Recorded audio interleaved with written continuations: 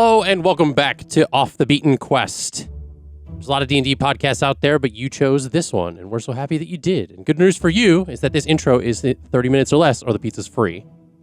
Lastly left our adventurers, they had celebrated a funeral and said some goodbyes to Dawn, as well as kind of ventured through the city and met a interesting new character by the name of Sable that is now at our table. Haha, that rhymed. So last we left our adventurers, Jax had an encounter with Vaughn and Denk, two changelings from his druidic tribe in the past. Jax having knocked out Vaughn, and Denk looking over to him saying, "Jax, is that you?" And that's where we left it as a cliffhanger. So without further ado, we're going to get right back into it. So you see Jax kind of going through this whole fight sequence, and these groups of people, there's a lot of people around you, so they're definitely reacting to a bit of this commotion and the things that are around you. And she looks over at him and he says, "Yeah, it's me." And she kind of looks confused. And she says, "You can talk?" And he walks over to her and grabs her by the collar and lifts her up off the ground. And she kind of pushes him away with her hand, and he says, and she asks, "What are you doing here? Where have you been?" And he says, "I left the Druids for good reason. I've been traveling with these people, and I've never regretted it once."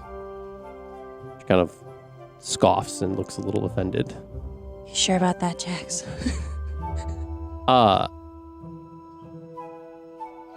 You can see that on her face that it's more than just a slight at the Druids. There's almost something underneath. Well, after you left, everything was weird. We tried to go back and forth to the material plane, but we didn't have much luck.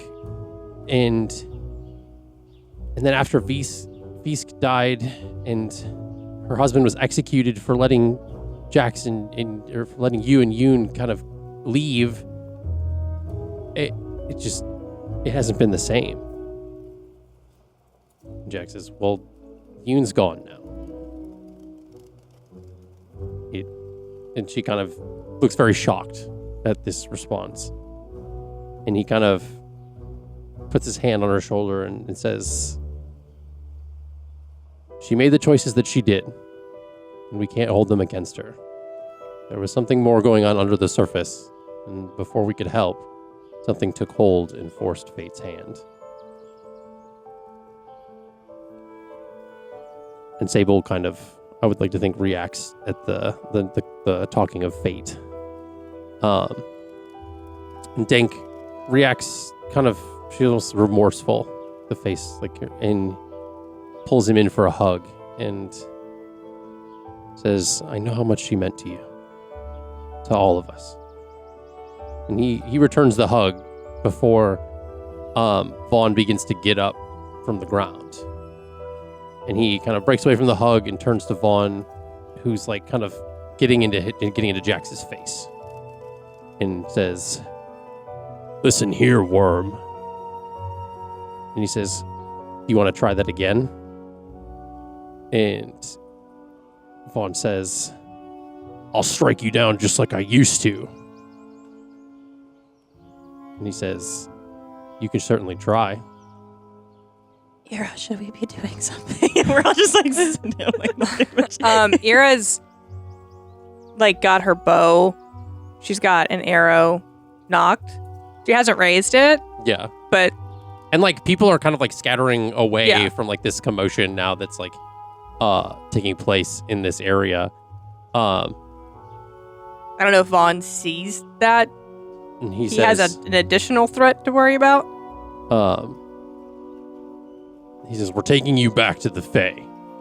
You give us a bonus to the things that we score here in the Ware. Verity draws her daggers. You think it's that easy to get back to the Feywild? And Jax kind of like puts his hand out to the four of you. And he says, I'm not going back. And I don't think that'll happen anyway. And then he kind of gestures to the four of you. He says, what you're going to do is you're going to go back to the Fae and stop coming back here. Vaughn looks down at Jax and says, now why would we do that? Well, it's a promise that I made for a friend without actually saying it out loud. That you guys are doing more harm than good. I'm not going to let this continue. He scoffs and essentially he kind of makes another attempt to kind of like grab Jax. And Jax like misty steps like to behind him.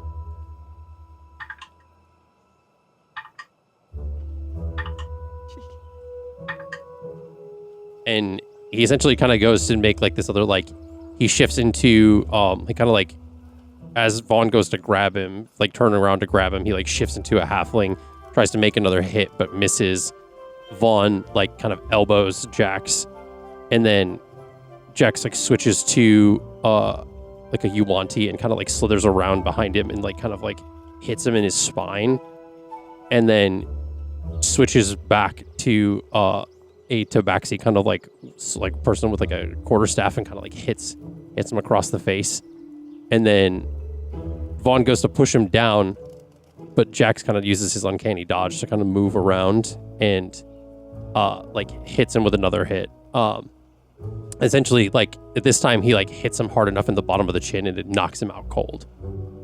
And he kind of like you hear like a doof Again? Like well, he wasn't like knocked out. He had just been like kind of like mildly like stunned at that point. But this is like unconscious, like Mortal Kombat, like finish him. And then he grabs Vaughn by the hair and gets in his face. And he kind of like groggily comes to, sort of. And he says, take me to the Crossroads now. He says, and Vaughn kind of like says, like hell. And he says, I wasn't talking to you. And he looks up at Dank with like a cold look.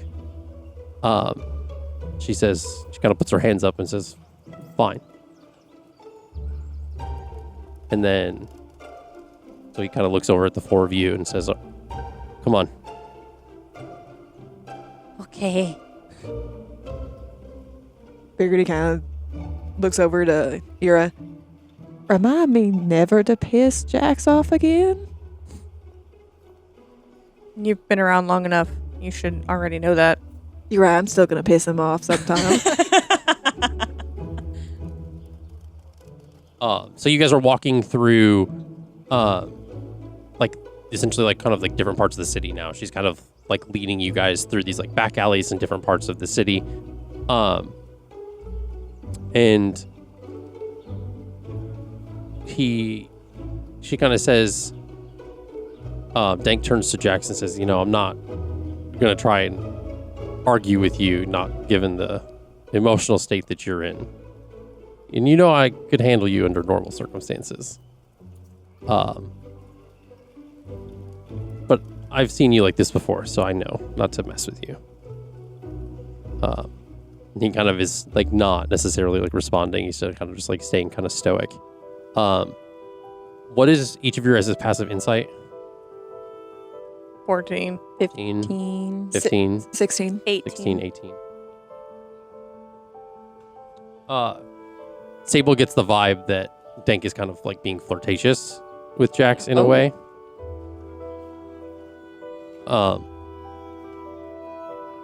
And like the you still have the tracker for your family that's kind of active. Yeah, is it getting closer or far away?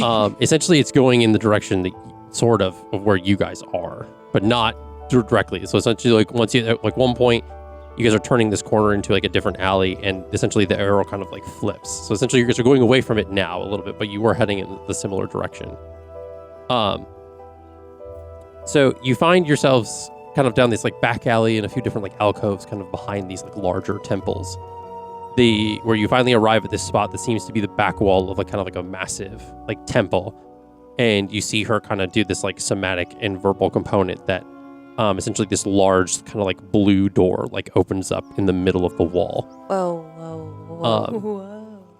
And this large kind of like almost like translucent kind of being that's kind of made up of like this like smoky energy kind of like pokes his head out from like the side of the like the blue doorway and says, "You all have made back hastily.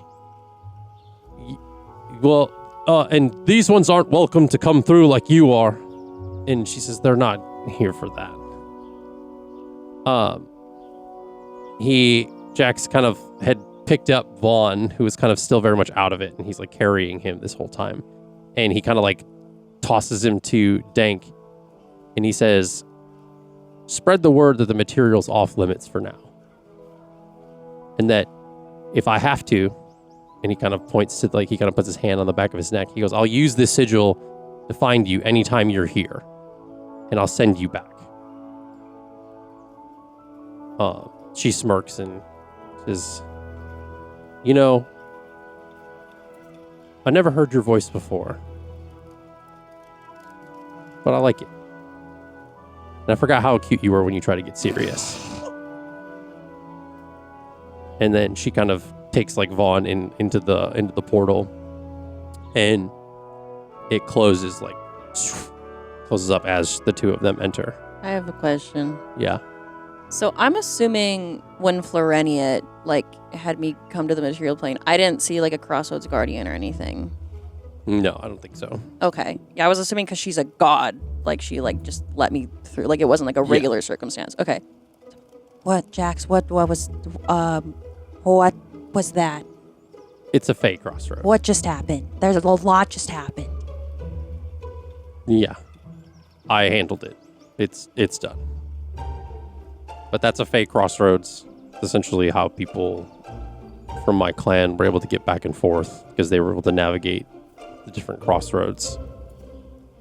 But I didn't know there were crossroads. I thought kind of doorways just opened up. well, isn't that what you said your family came here through? That's the message you got, right? I think, well, they said they got to the material plane. I don't know if they specified like how, but it looks like a doorway. Did open up in what I saw. Let me look back because I remember the message. I think they did say was. They said Crossroads, Okay. Lumiere, I Gotcha. think. I guess I didn't know what they meant by crossroads. Okay. So people can just like open these up? Yeah, it's Elliana. We got Mom is dead, Florenia, but we found Crossroad in the Ware.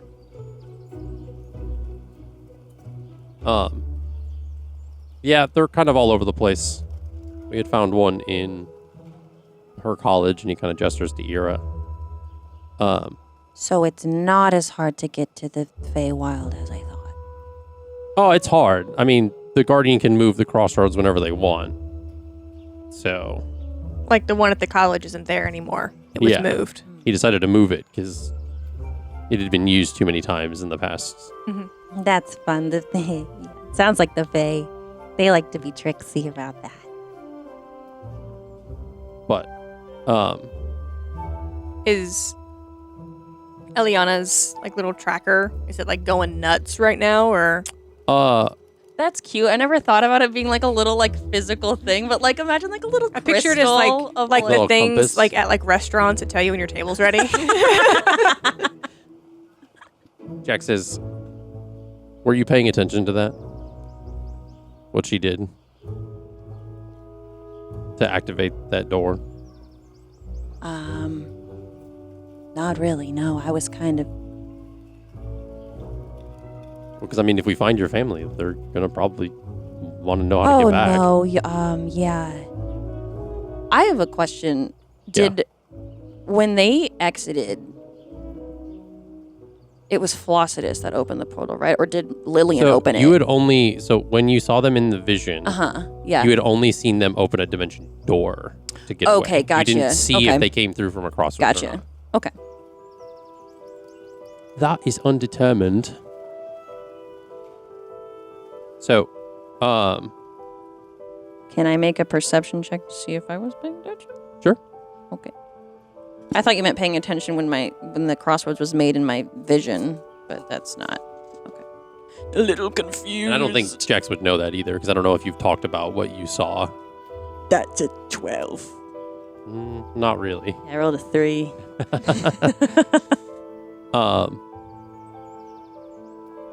So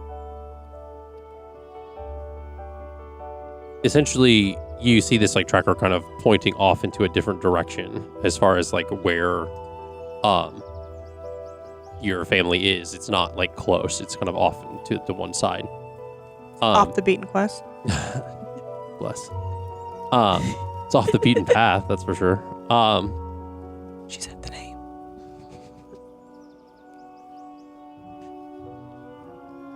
So you essentially, it's like pointing off, kind of almost in the way you came, but it's definitely like kind of, it's almost like if you were to look back at the pathway that took you guys here, it kind of almost like points in the direction of like the buildings that are next to you and stuff. So you kind of have to do some like maneuvering through the city.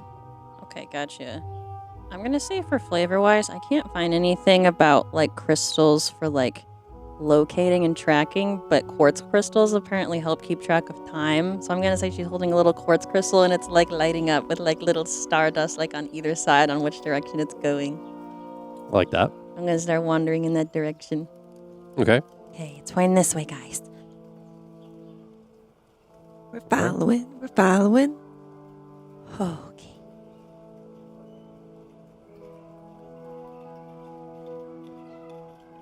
Elliana's like getting like nervous almost. Like you can see like her demeanor is like a little like Is the thing that's pointing, is it like getting brighter? It's like we get closer to them? yeah. Yeah, I would think it makes like essentially it's getting brighter the more you get, like the closer you get to something. It's taking you to the kind of like in it's taking you to like one of the districts, kind of like the quieter parts of the town. It's a very kind of farther away from a lot of the grand temples and the bustling markets and stuff. You guys are kind of maneuvering kind of back through Luare and then kind of off to one district that kind of seems a bit more quieter. There's not like a lot of foot traffic, but there's still like enough. You find you see that this crystal's pointing towards what looks like it appears to be nothing more than like an aging kind of 2-story like hall. Like it's like pale elder and cedar wood, tiled roof, darkened by time. It's kind of ornate wooden carvings worn by the elements, and there's an engraving above the door that depicts an ancient alder tree with twisting roots and the name, the Elderwood Athenium. Elderwood Athenium. Alderwood, sorry, I'm pronouncing that wrong. Alderwood Okay. Athenium.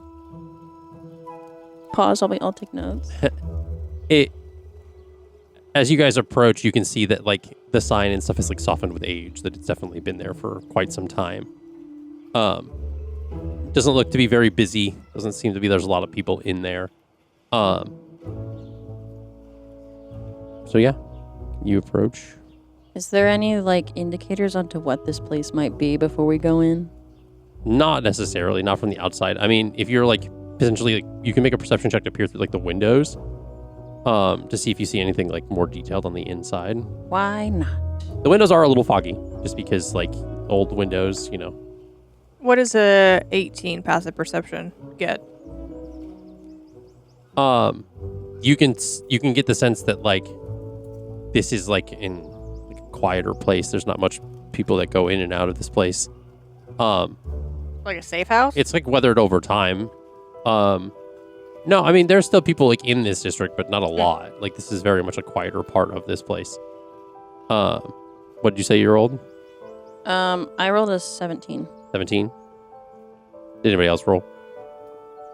You can see on the inside that there's a lot of like kind of like towering shelves. It's like filled with some books, some scrolls, just kind of different kind of bits and bobs of different like herbs and things like that.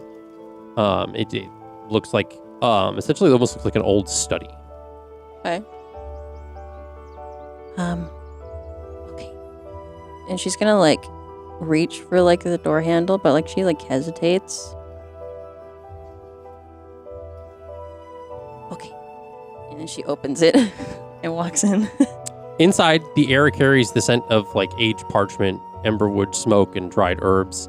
Again, like I said, the main hall is lined with like towering shelves, not just filled with books, but with scrolls, fragmented tablets, loose leaf manuscripts, many of which kind of bear there's not really like a clear origin from them. They just look very old. There's some ornate wooden desks and worn leather chairs arranged kind of beneath the low burning lanterns. It doesn't look necessarily abandoned, but it looks like as if people don't frequent this place a lot. You get the vibe that it's not necessarily a library or a school or anything. It's just, it could have been one of those at another time, but it's very much, this place is showing its age. That it could have very well have been, here as long as the wearer's been here.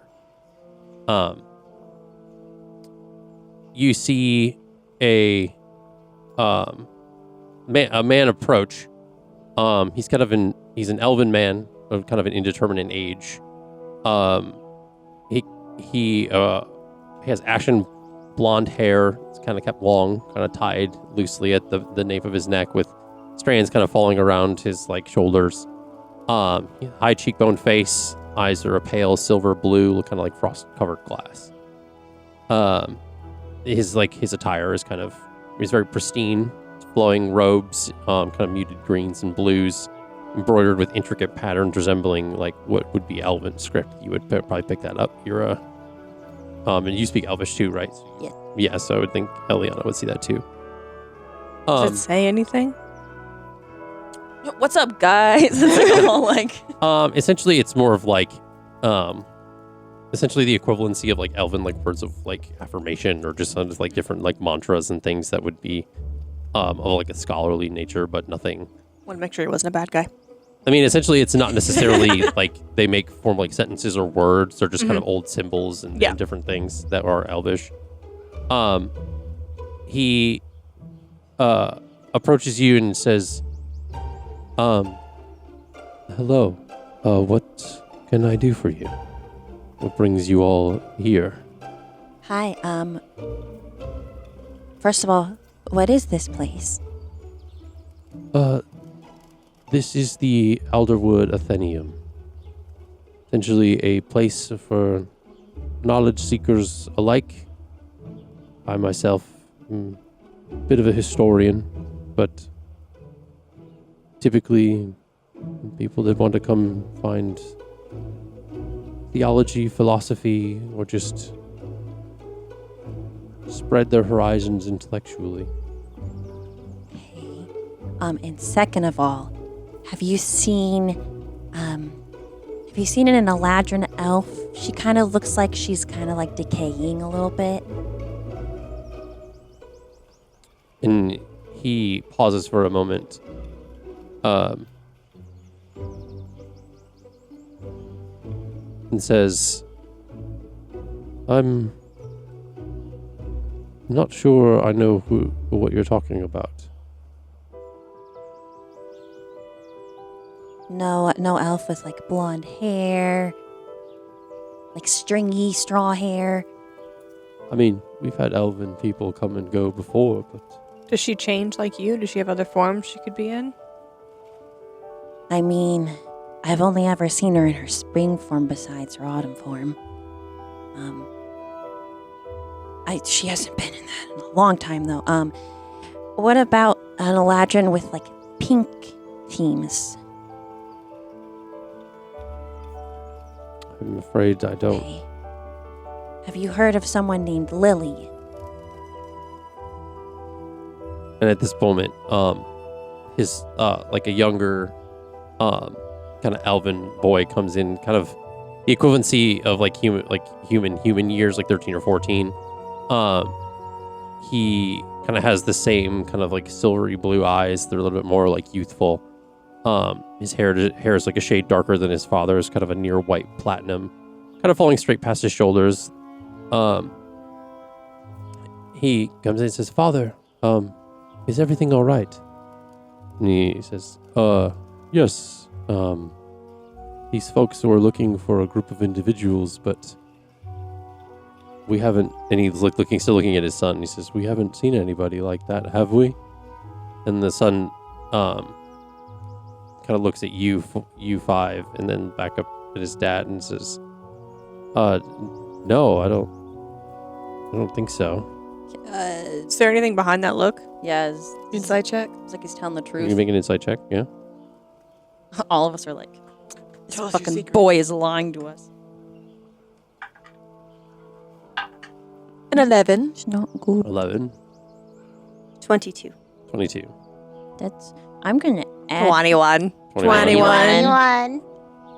I'm gonna add my wheel to this because I really want to know about my sister. I'm gonna add my wheel. Baby D-Dick. That is gonna be 15. 15.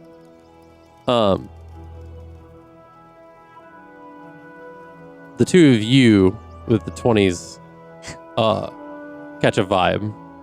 The others do not. What's the vibe?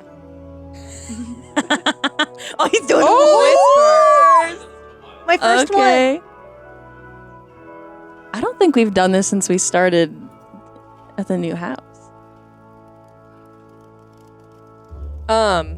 This was the case before that, but Ira still has her bow out.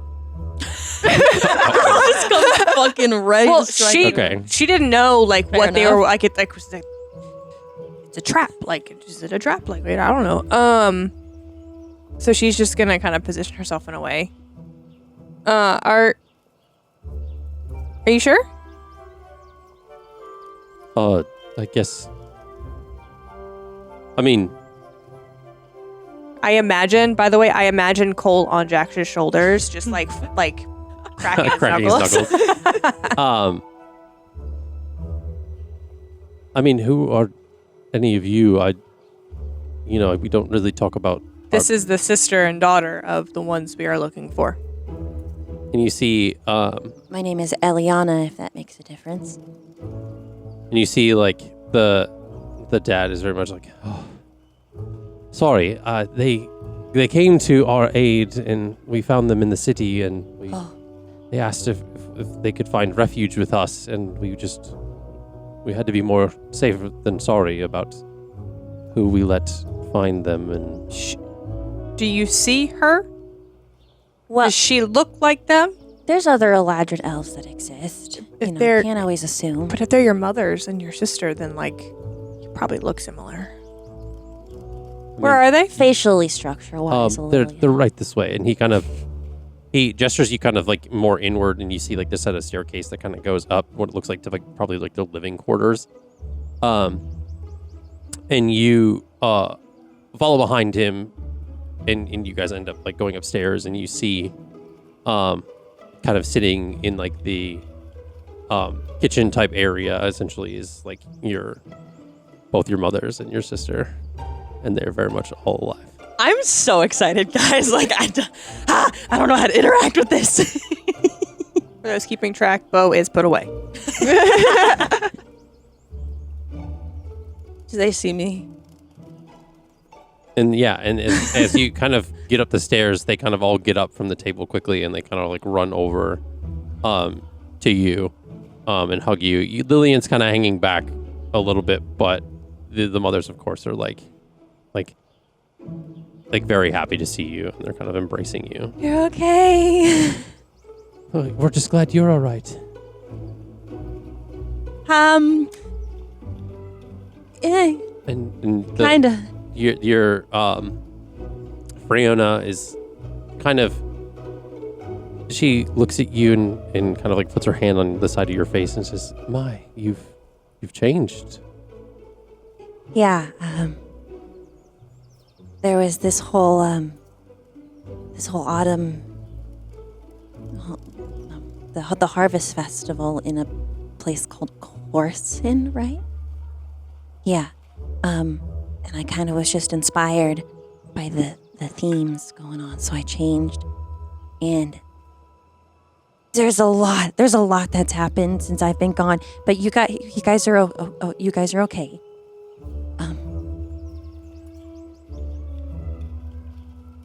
I also kind of changed forms when I realized.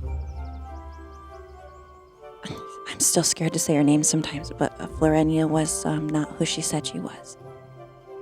And for all the rest of you that are kind of just now getting into this like space, you see one of the women that is like was hugging Elliana and kind of embraces in a like summer Eladrin form, like lemon yellow skin, kind of frizzy short orange hair, golden brown eyes, kind of stands about 5'11", kind of imprints of like blooming sunflowers, kind of like patterned on her body.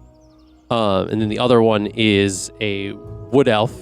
Oh, you didn't write her appearance. Did you write her appearance in your backstory? She's basically has like brown hair. She looks like kind of like a normal-ish like wood elf. Nothing fancy. Yeah. And then there's the sister that is essentially in autumn form as well. It's more patchy with like splotches of colors of like dying leaves kind of covering her body. She's auburn hair. Just like some brown decay, often kind of rotting off of like the split ends, kind of. It's not exactly the same as Elliana's autumn form.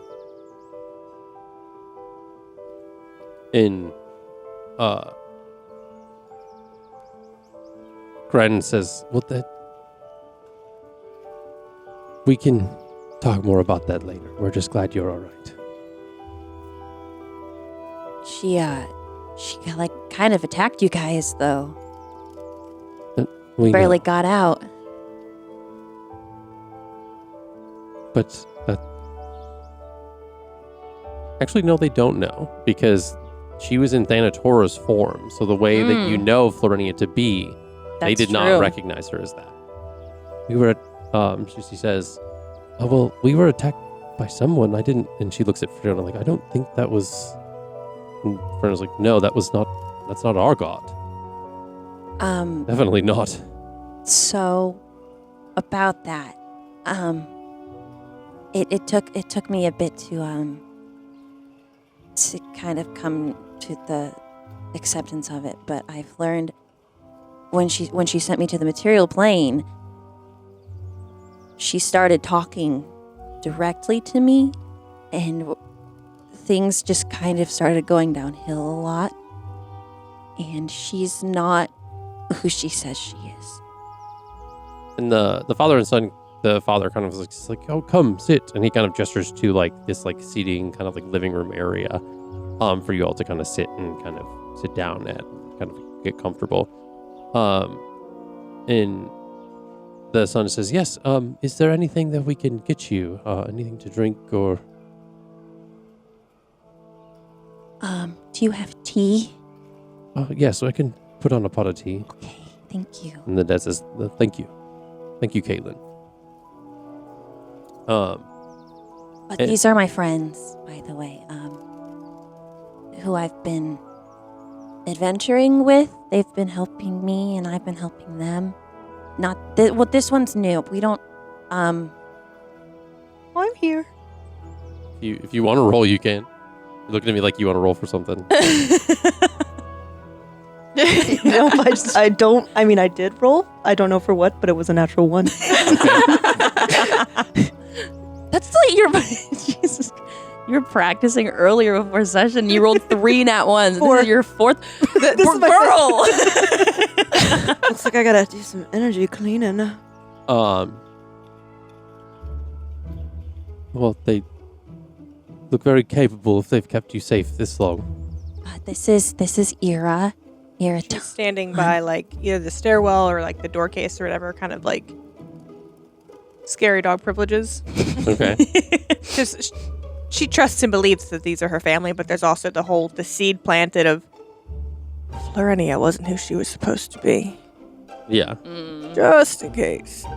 We're going to stay on guard. and her partner Dax. He's from the Feywild actually too. There's Verity. Ah. Ha. And this is Stella. Okay. You've kind of gathered quite a group with you. Yeah, and this is Sable. We just met her today. She's kind of yeah. I almost imagine she's making that exact same face. That's what I was doing. Yeah.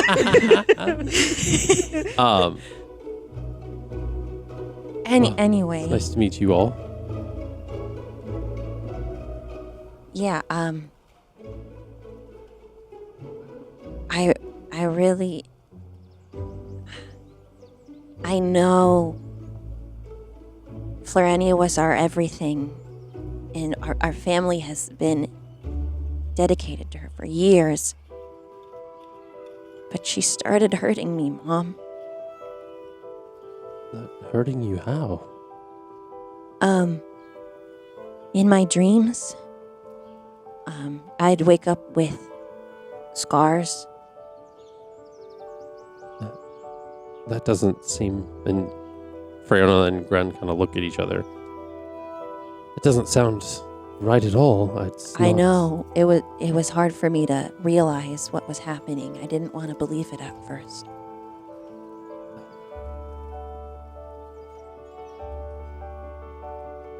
And you see, like, Lillian is kind of hasn't said much in this kind of interaction.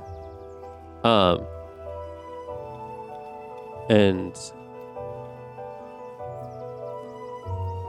he says, "But why?" Your Freona says, "Well, but why would she do this? That doesn't seem. I mean, she's kept our family for like we've been so fortunate because of Florenia. Our temple, the faithful worship, and why would she all of a sudden turn on all of us?" I met someone that I think has actually been helping our family all this time. Florenia was kind of parading as her. You probably haven't heard of Flossidus, but she's a goddess who kind of sacrificed herself to save the universe. And you hear, well, never mind. I was just thinking of something in my head, but no. The look on their face is very, like, they're still confused and very, almost as if they don't believe what they're hearing. I mean, were you able to accomplish what you set out to do? Which is why you came here. Oh yeah, the Lich was taken care of a while ago, actually. That's good. I mean, then what you're saying can't be true. Then Florenia is, I mean, he was the one that attacked our temple. It doesn't make any sense why she would turn on us. I didn't understand it either. I still don't quite understand, but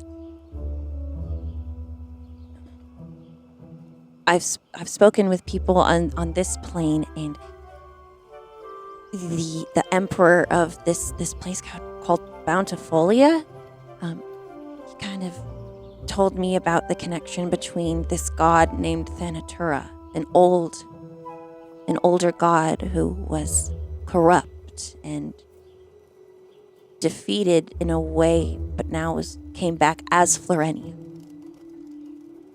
And you see the father, whose name's Elendor, by the way.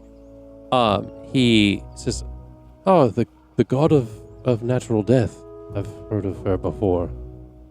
This has been spoken about in some time, but it's interesting that you have had an interaction with this god. I've had more than an interaction. I actually killed her. This probably sounds fucking insane to these He's like, people. I know that's very hard to believe. It is. That's quite alarming. I died to her.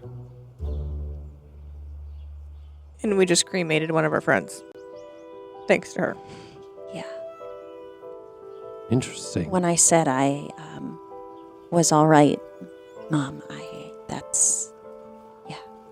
He says, "Do you mind if I make note of this?" And he kind of grabs like a parchment and like kind of writes, like he's trying to take take notes amidst this like kind of this level of just like, and you get the sense that this place, right, with all like the things you saw when you walked in, that this is very much a like, what's the word for it? Like collective of knowledge, where like people who have knowledge and different things about philosophy and different like forms of study like come to share their knowledge and kind of like archive it here in a sense too.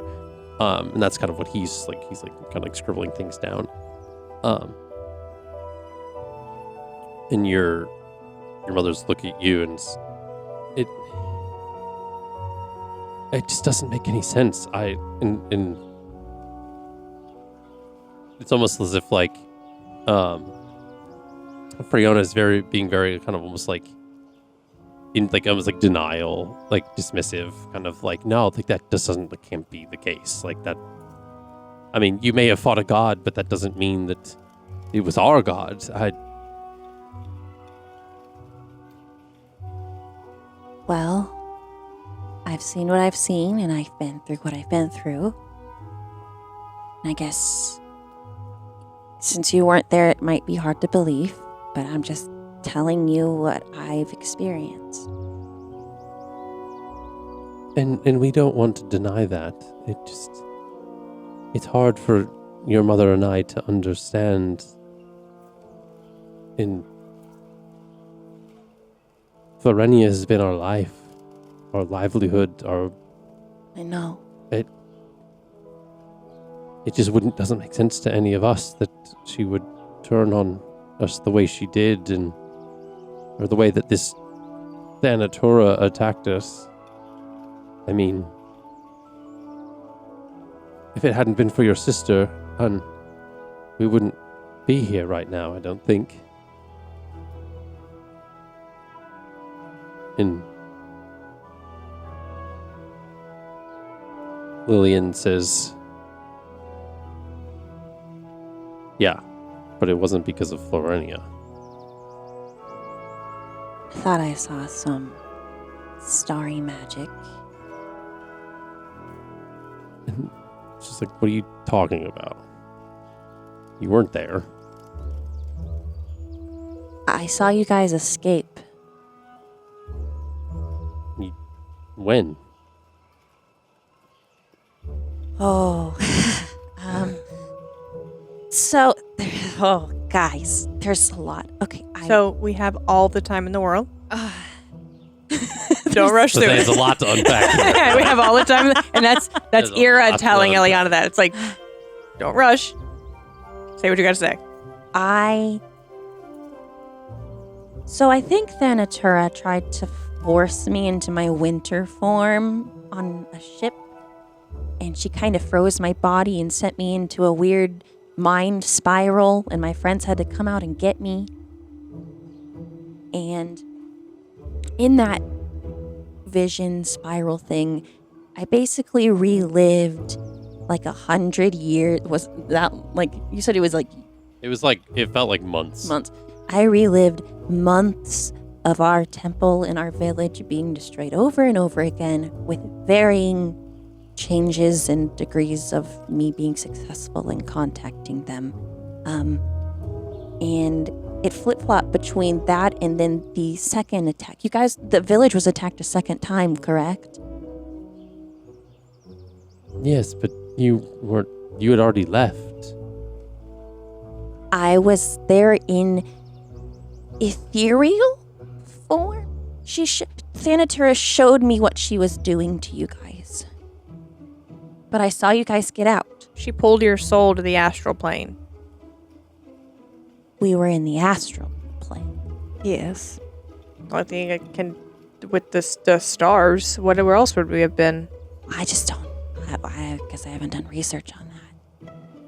The guy who did the spell did say that he was helping us get to the astral plane. So that's Okay. confirmation. Yeah, so we had your body, Mhm. but she was doing this, making you see things, because your soul wasn't with you. So I was transported. It's like, Mom, please. There are 3 people who can vouch for her. It points to Jaxira. I'm not crazy. What does Sable think of all this? Because you're hearing all of this for the first time of just how insane. Yeah, I want to this imagine. sounds. First of all, Sable wasn't paying attention. She was waiting for the tea, and then she started paying attention after Elliana was starting to talk about killing someone, a god, and Sable's just a girl. She's just a 29-year-old little human girl, so she's looking for exits at the same time. So if there are any windows, and then at the same time she's doing that, she's also looking at the moms. Is it 2 moms? Mhm. Oh, and the moms and the sister, and like with the whole, everyone that's there, and just kind of figuring out if there are people that are going to be kind to her because she's been kind to Sable. Yeah. Because she doesn't know who they are. She calls them mom, but like, Yeah. yeah. Okay. But that's all she's doing. Waiting for Having tea. doubts about joining the party.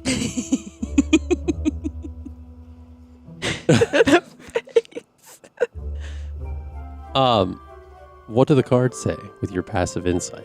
Ooh. Ooh. My passive insight is 18. So you see. So essentially, like, I'd like to think that, like, when you kind of, I want to say, this is probably an equivalence to like maybe nervousness, where you're kind of like unsure of the situation. You almost like a fidget toy. You kind of like fiddle with your cards, and you see the tower upright. Okay. Sudden upheaval, broken pride, disaster. And then you see the sun upright, Okay. joy, success, celebration, positivity. And then you see the death card. Oh, son of a gun. End of My cycle, favorite. I love the death beginnings, card. change, metamorphosis. That's So my is it favorite. essentially I think I you know see which all of ones these are 3 which. are all upright. So essentially Following, yeah. as you're kind of trying to get the sense of these people that you've met just now with that are Elliana's like family. And then you flip one more over because the death card kind of is exciting, but it's alarming. Mhm. And you see the strength card upright. Okay. Inner strength, bravery, and compassion.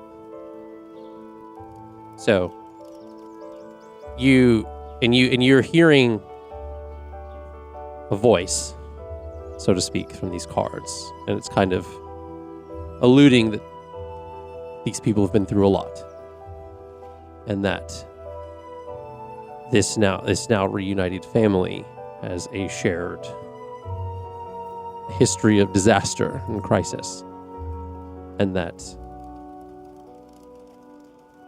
these are the people that they say they are. Okay. You can trust them, and that they won't hurt Elliana, Okay. at least not physically. Oh, Damn. dang. Emotional Yeah. damage. Family trauma.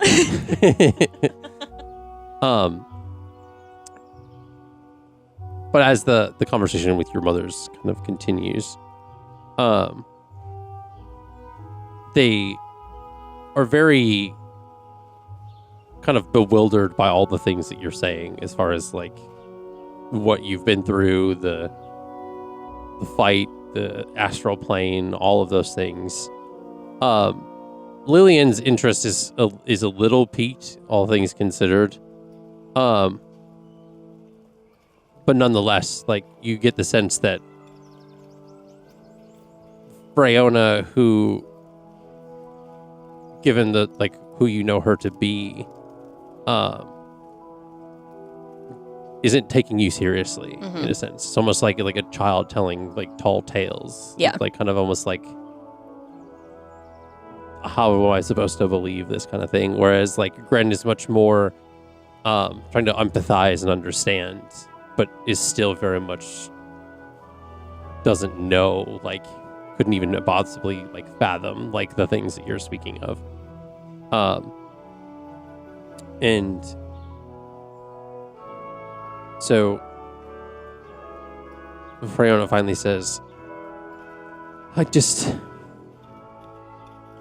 and then like the sun brings over the tea kind of amidst all of this kind of like almost like awkward silence. Like there's like this level of kind of like awkwardness between what you're telling your mothers and what they are trying to wrap their head around. And he kind of like sets the tea down and kind of breaks this like weird silence. You. I forgot about Thank your you so fucking much. accent. You're welcome. So what kind of tea is this? It's lavender eucalyptus. Oof. So it's gonna have a bit of a punch, Expensive. but it should pretty much calm the tension around here. Oh, and I felt that.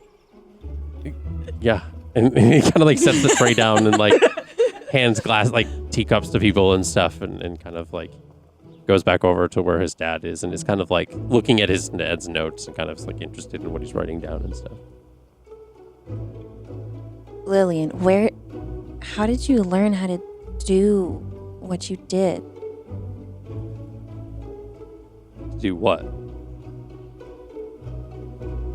She made like the dimension door, right? Mhm. It's, like, That's not magic that I'm used to you casting. The dimension door when you helped And them escape. both the mothers are looking at Lillian kind of like confused. And she's like, looks at you and like, I don't know what you're talking about. Almost as if you get the vibe that like she hasn't potentially told them about this or where it came from.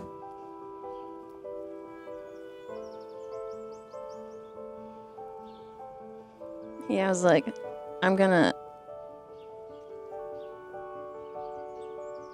she's going to swirl her hands just like in the air, and little starry particles are going to float around, and she's going to take on her starry form using a wild shape, and she's going to take on the chalice is going to form behind her, the constellation of the chalice. And you see your mothers are kind of taken back by this like display. Lillian doesn't seem to be fazed. She almost isn't surprised at all.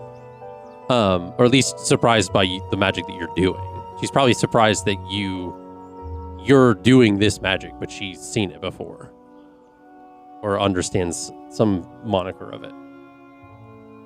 This is not Florenia's magic, Mom. Gran, do you have your crystals with you? Yes. And she kind of like pulls out like a small pouch and hands them to you.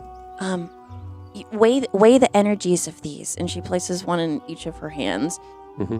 So this hand's gonna represent Florenia, and this one's gonna represent my goddess Flossidus. Mm-hmm. You're like, Mom, my goddess is Flossidus now. I know you might be freaking out about that. And you see this like, very much like face on Freona. But you can tell the energies of them are very different. One is very positive, one's very negative. You can weigh them yourself to see. She's not wrong, dear. It still doesn't. What you're talking about is blasphemy, given our family, and I don't.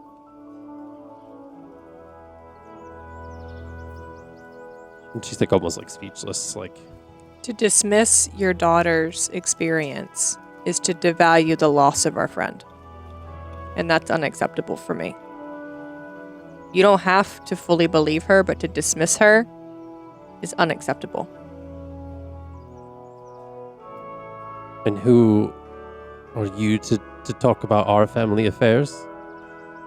Someone with far more influence in this realm than you will ever have. And I have a feeling understands this type of loss at a deeper level than you do. Well, This is the company that you keep. You're just going to allow her to talk to me like that? She outranks you. I am going to summon Halma. And so Yes. you shoot the arrow. Fucking power play. I'm going to be right back. Okay. I mean, I need to know how the mothers are going to respond to that.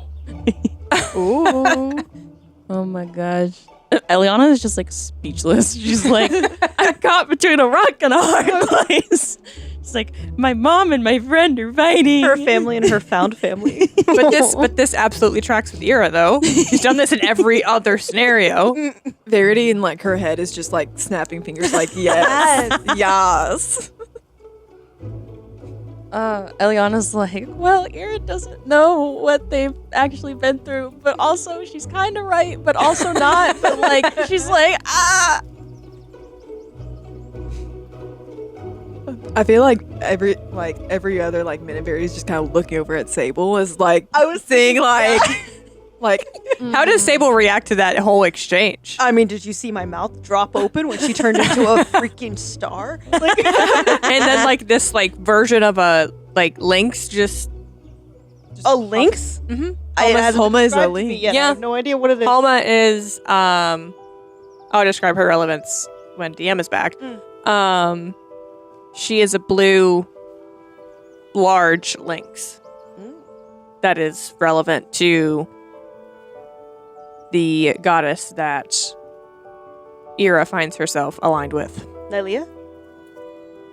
Well, I was gonna wait until DM was back, but yeah. Whoops, there it is.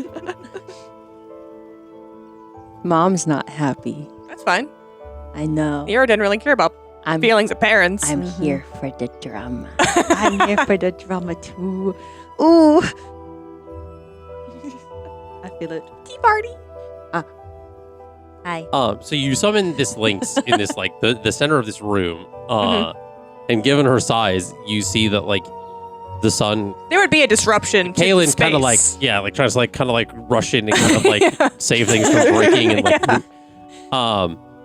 and she like growls, kind of like make like the I don't know how I can't replicate a lynx sound to be quite honest, but like makes like a like kind of like that growl, and like both the mothers kind of like Ira back walks in the- up in and the like couch. scritches her to kind of indicate that this is more of a power play than I need your services this moment. Yeah. So And you see like Elendor's like kind of like furiously scribbling like on his notes. Write that down.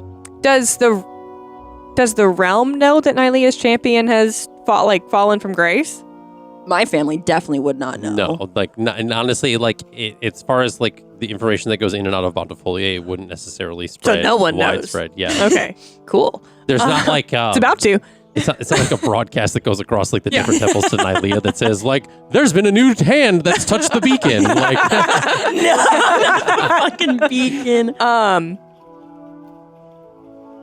So again, you don't have to believe your daughter, but to dismiss her experience and those who have walked the path with her is disrespect.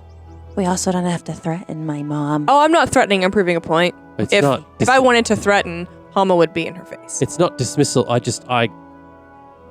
don't believe it, and I'm entitled to my own beliefs and emotions. Yeah. Just as much as I can't dismiss hers, you can't dismiss mine either. No, I just watched almost everyone in this room be killed. And that very well may be true, but I've watched everyone in my village almost get killed as well. Yeah. And that wasn't By- by some god that I have led my whole life. Well, it was.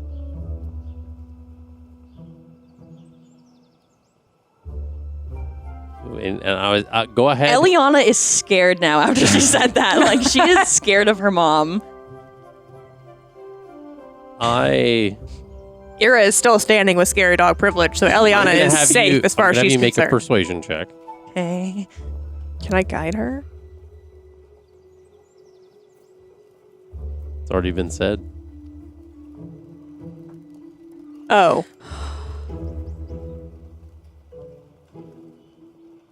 Why didn't you gonna make her do a check? Hmm? You have a wheel, don't you? Yeah, it's not gonna help. Oh no. I'll use it, but it's not gonna help. While this is happening, Verity looks over at Sable's like, the tea. The tea. Honestly, this tracks. It's gonna be a 5. Give me 5. I rolled a 2 and then a 1 on my wheel. You have a plus 0 to persuasion? I have a plus 2. I want you to roll a history check. Uh-huh.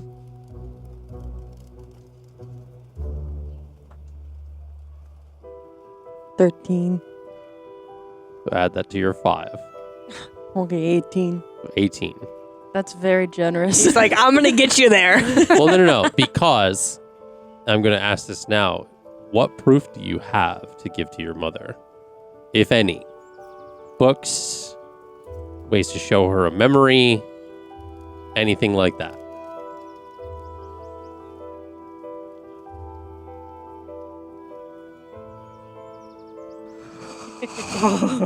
Hot seat.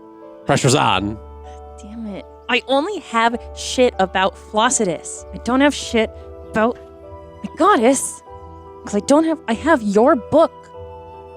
No, your My book. your It'd be her book. But I don't, does her book mention Thanatura? I don't remember. I don't think it did. I think we talked about it not. Mm-hmm. It was almost like omitted. Fuck. Shit. Got my bouncy ball of returning. You have a bouncy ball? Of returning. I honestly, I don't think I have shit. Do I have spells that can help me with this? That's what I was going to say. Probably Do you have any not. spells that share memories or Probably can not that show I have them? prepped. Fucking Skywrite. None of these are going to help me. Does Sable have anything? Do you? Probably not. But Probably not, but Sable will. Never mind. Yeah. she could explain her terror spread, but you know. Oh, you technically do. I do. Like, Mom. You did it before. The zone of truth! Zone of truth! The zone of truth! Zone of truth! So you can use this persuasion to remember, and especially the history, Yeah. remember that if you don't have anything that can prove that Thanatura is what existed, you can prove that you're telling the truth. And you First- remember that Sable had cast that before. But you're welcome to try something else if you have something else in mind. I'm gonna what if there was some sort of magic that could help you see that I'm telling you the truth? That this all happened. I mean, I guess. I don't. Hey Sable, you know that really cool spell you did earlier today? Yes. Would we be able to do that again? Oh, free tea. Sure. And she's gonna. What'd you say? Free tea. Free tea? Free tea, sure. I'll accept a spell for it. So Everyone has it's to make a charisma check. everybody has to make a Christmas. Is it Christmas saving throw or a Christmas check? I'm gonna choose Save to of fail. 16. I'm just choosing to fail. Okay, Jack's So I best. have to. What do we have to? 16. Okay. 25. 18 without my additional. Everyone's like, I want to fucking lie. And Eliana's like, I'm failing it on purpose. So my mom believes me. Perfect. The zone is truthed.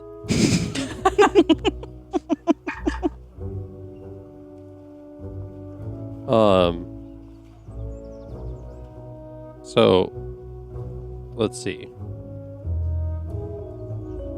So I've rolled 5 d20s, 3 of which failed, 2 of which succeeded. I'm confused. Why are you rolling that many? Because of the boy and the dad. The boy, the dad, and the 3 family members. They're there too. You're so Now, this is where we're gonna have fun with this. Oh, I need you to give me a number 1 through 5. 3. Okay. Gren failed. Give me a number. Give me a number 1 through 5, and you can't say 3. 5. Okay. Lillian failed. Okay. No, can't say 3 or 5. 1. Let's do all evens. I mean, all odds. Don't look at me. Oh, shame. Freyona passed. It's fine. She doesn't need to tell the truth. I just need to tell the truth. It's not to roll to believe. It's to roll to lie. Now, hold on. Let me decide something. Between the sun and the. What is that? The coin flip. Okay. I'm not going to tell you the other 2. Okay. Okay. So, Sable kind of like does this thing with the cards, kind of like I for some reason I'm always picturing this like thing with like magicians wish that they could do, where like the cards kind of like levitate in a certain way, and then That's like how I picture it too. spreads this like dusty kind of magic around, and like. Does your like spell like visually show who like failed somehow? I don't think it does. Oh, it says you know whether a creature succeeds or fails on a save. Yeah, so I was like, I know. So I was like, flavor wise, is there any like visual indicator or no? So you know, but I nobody know, else. but no one does. else. Okay. It says that yeah. I mean, you can just I mean, you can say it, or you can keep it to yourself. It's up to you. You're like you, and you. The only thing I'm gonna do. Oh, right, because you know. I know about the other 2.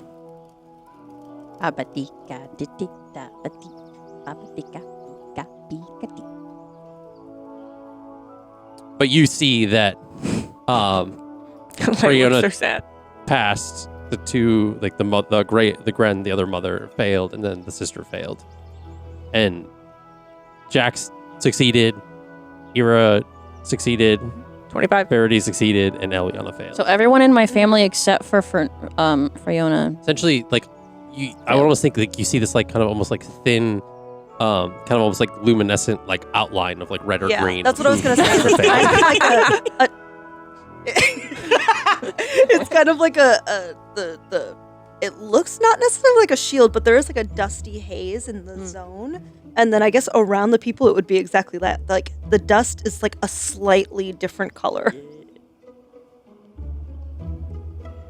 So, Mom, I'm laying this all out here. I saw Florenia in my dreams, and she was shifting back and forth between Thanatura and Florenia in her forms. And she showed her true colors in the astral plane as Thanatura. And I'm curious about this spell, how it works. Any emotional blows that you're trying to soften or beat around the bush, I feel like with the zone of truth, it's almost like truth serum. So you're like laying it out, like there's no like, So filtering. no filter either. of like, Yeah. only truthful. Elliana is just like nervous. Yeah. Yeah, they can't speak a deliberate lie whatsoever. Yeah. So even if it's the omission of truth. And she says, am I supposed to, is your friend, and she kind of like points to Sable, like, I wouldn't call us friends yet. Aw. "Aw, that's sad." I'm still learning about her. But she says, "Your friend, did she do something that's supposed to make me believe you?" Yes.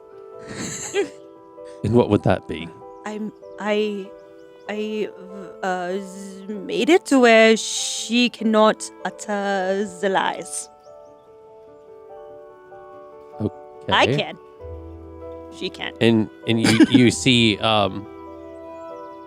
Grin says, "I believe her, Rihanna." Sable kid, did she pass?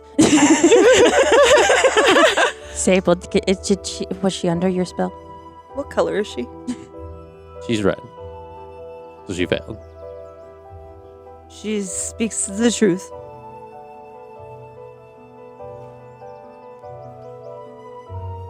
Lillian, did you know about Flossidus?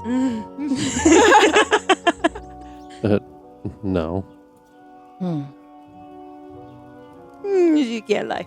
Where'd you learn your spells then? And she like looks over it. It's like in Bruce Almighty when he's trying to say the royal blue, like the color of the pen. She's like, I snuck out one night to go watch a meteor shower that I read about that happens in the Nightfall domain. And a traveler in our village had passed by and had mentioned it. She was. Did Verity tell you about it? No, it was this weird, like, blue-skinned woman, kind of fancy dress and weird hair, but she said that I could find it in the Nightfall domain and that it's a sight to behold, and while trying to get back to the village, I got lost. And I ended up following a star in the sky that seemed to be brighter than the others, and before I knew it, I was back to the edge of the Twilight Domain. And I was able to get my bearings from there, but... And that description sounds like Flossidus. No. Yeah, I just wanted to confirm. I didn't want to, like, assume. I described it like that on purpose. Yeah, I was like... yeah, I think she might have... Flossidus might have come to you. I don't know if that's... I don't know who that person is, but...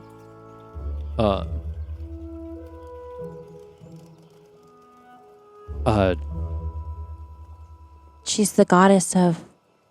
Well, she split herself into the stars. So if you were following the stars, that would definitely be her helping you.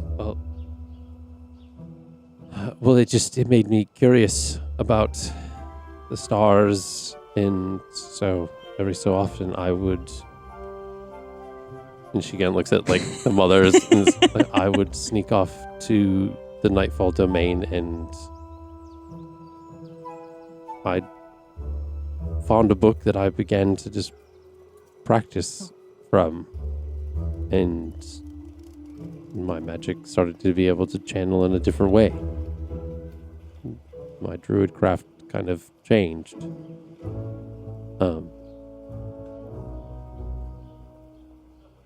And Greta says, "It's okay, dear. I had the feeling that something was different. And I knew about you sneaking out and didn't tell your mother." And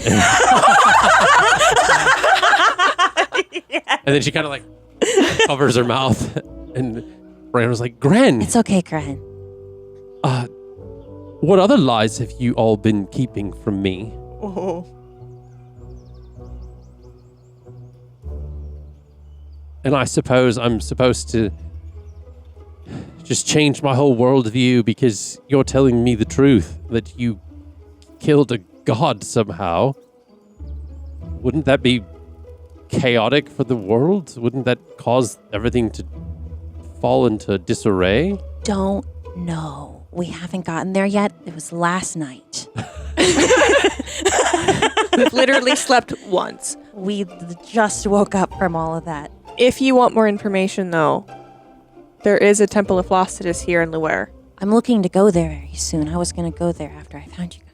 And if you wished, you could attempt to commune with her. Get answers yourself. She kind of helped me take out Florenia. I don't know if that makes things much better. Well, let's be very clear that Florenia wasn't Florenia. Yeah. She was Thanatora. Uh-huh. She was impersonating Florenia. I mean, don't know if I'm ready for all that. I mean, been hiding out here for a few weeks now. Weeks. No one here is going to cause you harm. I mean, you did kind of put a blinks in her face. This table, Halma's like, And Gren looks at Sable and says, and she kind of points to Ira in like the doorway of like the room and says, "Is she telling the truth?" I passed. You could never tell. Thank you. I know it's a lot. Ira can tell you I was kind of in denial about myself for a few weeks.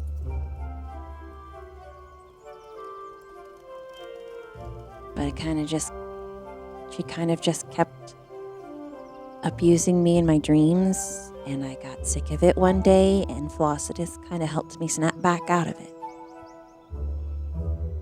Trust me, you don't wish to wake up in a tavern far from home and see your friend come downstairs covered in bruises. I would certainly not.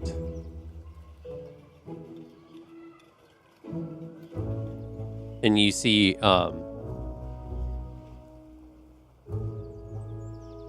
Lillian say she's telling you the truth about the stars, at least. And she kind of does, like, she casts like druid craft, but she kind of does it in a way where she kind of makes this like light in her hands, and it kind of resembles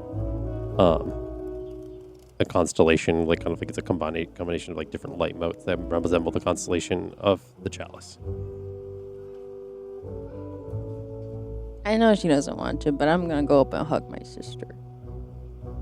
Does she stand there like on Yeah, she's like, what are you doing? You almost died. I missed you. Well, And I if love I wasn't you. there, we wouldn't have died. But if you were supposedly there, why didn't you do anything? It was kind of ethereal. I couldn't really interact that much. Ira's just... They'd already been through it so clearly already. You draw your picture? These are people from a different world. They don't know. Her body over here. Wall. Her soul over here. Is Ira explaining it that way? It's like trying to draw on a chalkboard. But like, she's just like... And I would think by now she's like summon Halma away.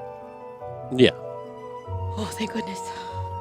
I'm like rearranging some of her leaves to like tidy her leaves up. I'm just like, stop.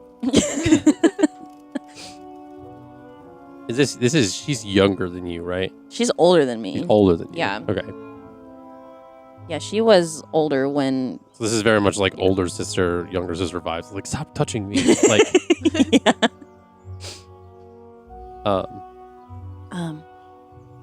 If it's any consolation, Flossidus says that Dad's okay. and you see, Breonna kind of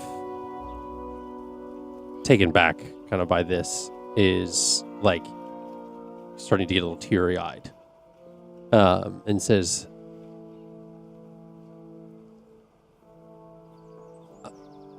how would she know that? Since Thanatura's gone now. Flossidus kind of also moved into the god tier of taking care of leading people after death. I'm not sure of how, like, what domain she has, but like of a natural death. And you just hear from like kind of farther, like towards back of the doorway, like, she what? Great Scott! It's like taking more. He's like had to get like a separate piece of paper. She kind of filled that occupancy. Oh.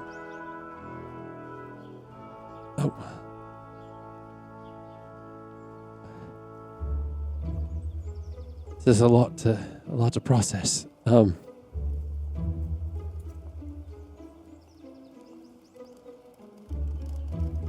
I guess I'm glad he's all right.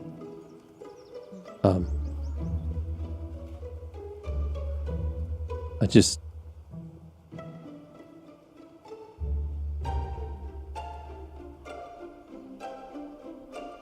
she doesn't know how to what to say. She's kind of very much like it's very much like a shock kind of silence kind of coming over her. Well, we're safe now.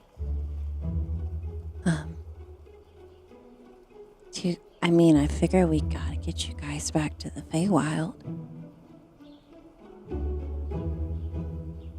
Unless you want to experience the material plane, it's pretty crazy out here.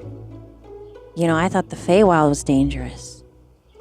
But this is its own kind of danger. It hasn't been so bad, all things considered. Yeah, there's no grass here. Well, there's grass here, but it's not like the bad grass. You know about the bad grass? Yeah, you told me about it that one time. Fuck that grass. Yeah. And then Ira looks at Sable, it's like, so I met Jax. You do smoke the grass? It was draining my blood. I don't know if I would smoke like The that. grass smoked you? Almost. And this is Gren. She says, yes, the bloodgrass is susceptible to fire, but if you get stuck in it, it's best to kind of cast a fire near or around you, and it should essentially ward off the rest. But Gren knows the kind of grass you're talking about, though.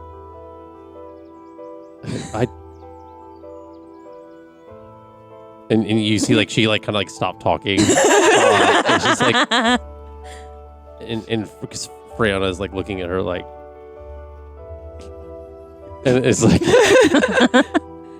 She was a traveling herbalist when they met, so I mean... Freya was like, I thought you said you quit that. And Bren's like, I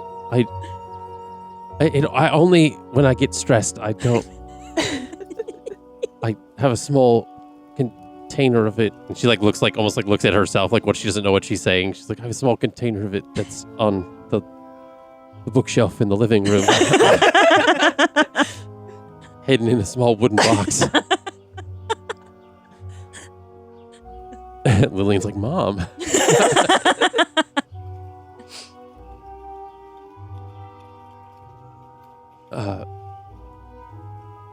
Well, that was a lot. Did you guys want to go get some food or something? Is it safe to go out? Oh, and yeah. walk around?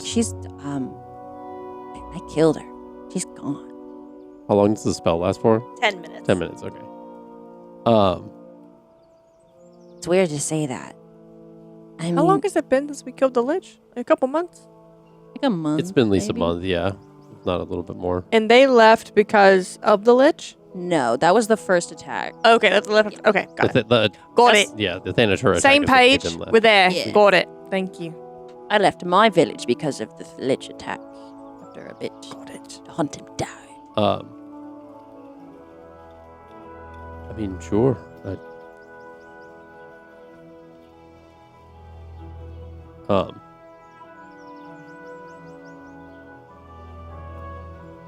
So, are you going to take them to go get food? I guess. Food then temple? That's good.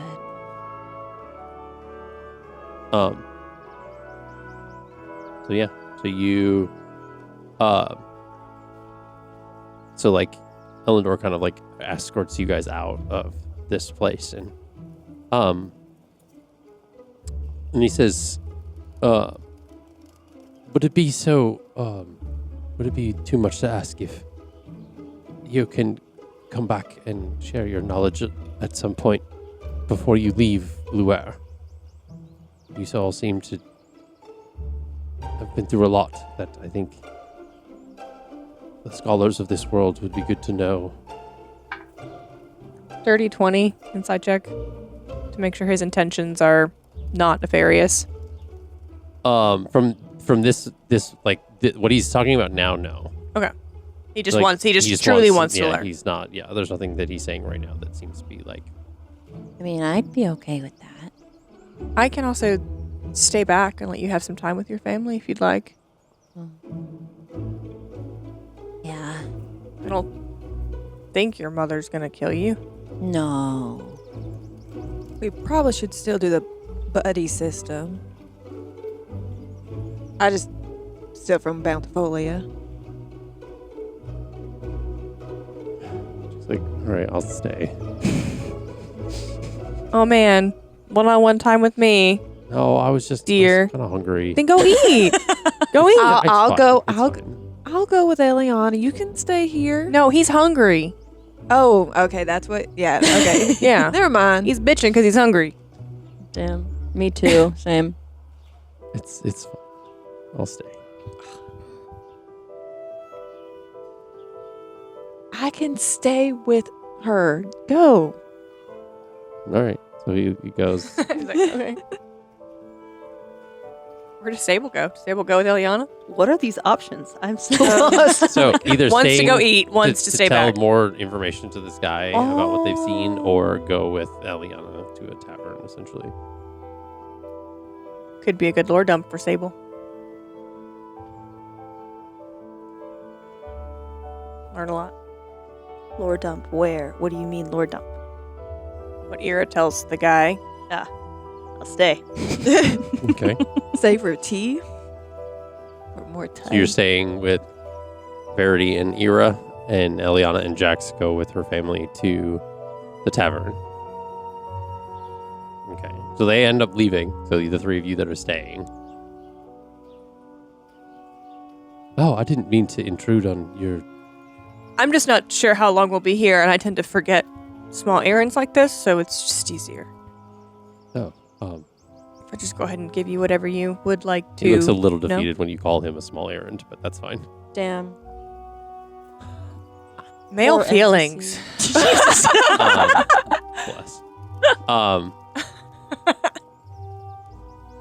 He says, so you guys kind of go back inside to like kind of like the downstairs, like the main hall area. And Allier's out. He's like, Mhm. he's been out the whole time. What are you doing? Just chewing on some dice. I was just Fine. chewing on it. I just look Dice over. are not a food group. I just look over at her and she just slowly takes the dice out of her mouth. Damn. So he says, I'm willing to hear anything that you would like to tell me. I think the biggest thing that could be useful is that there was a, what do you call them? A brigade of poachers.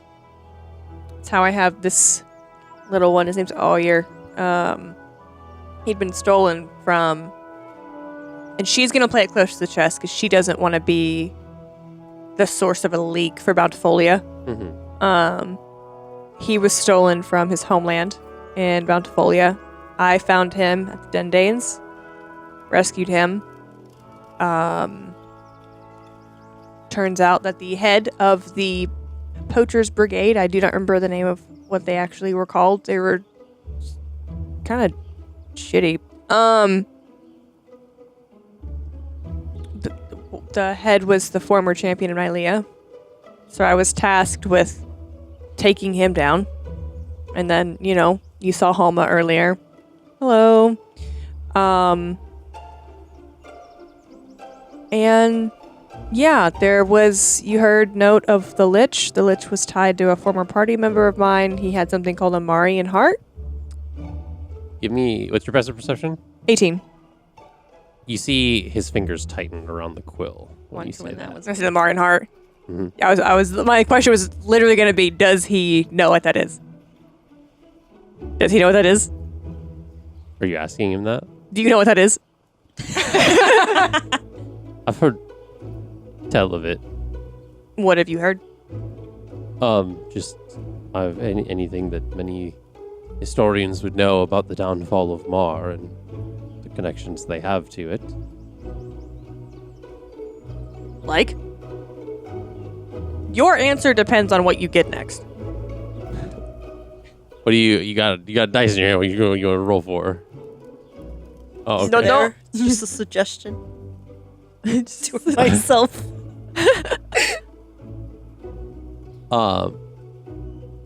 If there's something you want to roll for, you can let me know.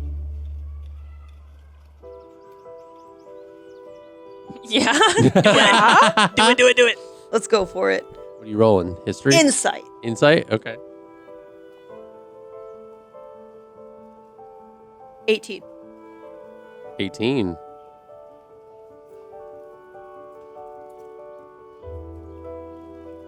Is he scared of the heart?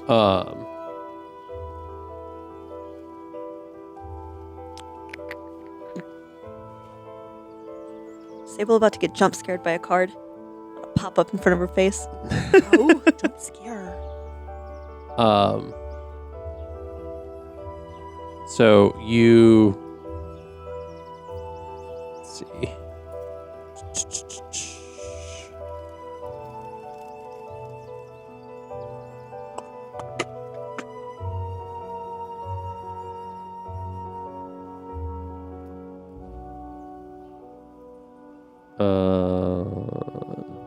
Gotta find the right card.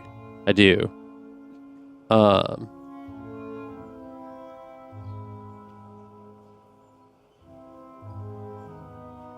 There are so many.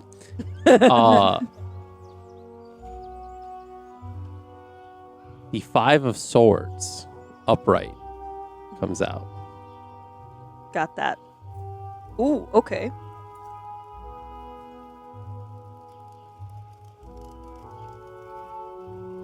Sable's gonna keep that to herself and just keep looking at Ira.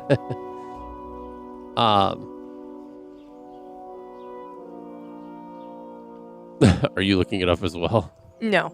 Oh. It's his reaction. What was your question again? What does he know about them? Because depending on what he says, Well, he is what says she's gonna because say. I know what any historian does. That essentially, I know of their connection to the downfall of Mar, and that some of them are still in use today. But that's about all as I know. Do you know where any might be located? I'd be surprised if he did. Not really.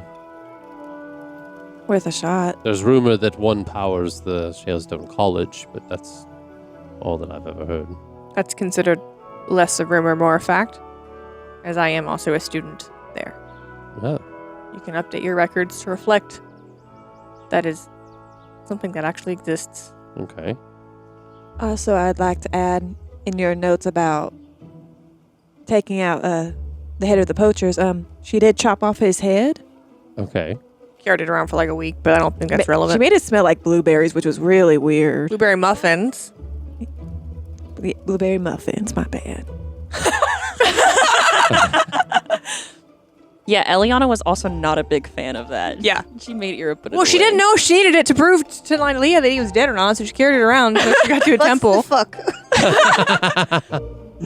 It was fine. It's gone now. Yeah. I put it in a bag. Yeah, she wasn't just walking around with it So barehanded. eat it? I was for a few days, and then the Elliana was like, "Can you please do something with that?" And so I put it in a forgot bag. about that. Yeah. She asked nicely, though. That's why I did it. Interesting. Okay. Yeah. What else do you want to know? I mean, I I mean, you seem to know quite a bit. I do. Anything more that you can tell me about anything, I guess. I'm not gonna... The adventurers are looking to build an outpost in Corson. Okay. Pontifolia is beautiful. You've been? I have. That's all I will give you, though. As the Emperor wishes to keep it private, I will just Fair say enough. it is beautiful. Fair enough. Did I see... Like, did Sable make that face? Huh? Yeah. She does. She's just a little lost. She's just a girl. Verity was going to say something, but she's not going to anymore. And then this one. Nah. No. No. If you're going to talk, actually, if you're going to talk about either or, no. Like, Ira's really, like... She doesn't want to be like, oh, this is who I am. But also, like... doesn't want the story to be lost to history. Okay. Our friend that was lost, Lukiel Oliver, is believed to be a reincarnation of himself. When he was lost in the battle with Anatora, we brought him back here, or did our best to. And before we could even do anything to revive him, his soul had already passed on to the next regeneration Reincarnation, I think is what they said. of himself. So, even if we wanted to bring him back, we couldn't. Lukiel Oliver that led the Asimo Rebellion. The very same, just a different version. This one, I think, liked food a bit more than the previous versions. Really like Interesting. He loved food. He was also a fantastic lute player. Okay. He was from Cottageport. He's like scribbling all this down. He was pivotal in the fight with Thanatora. Then we had our companion, Dawn Heartsmead, the 8-foot pink furbolg. Loved ale. Loved to murder. Murder. Murder.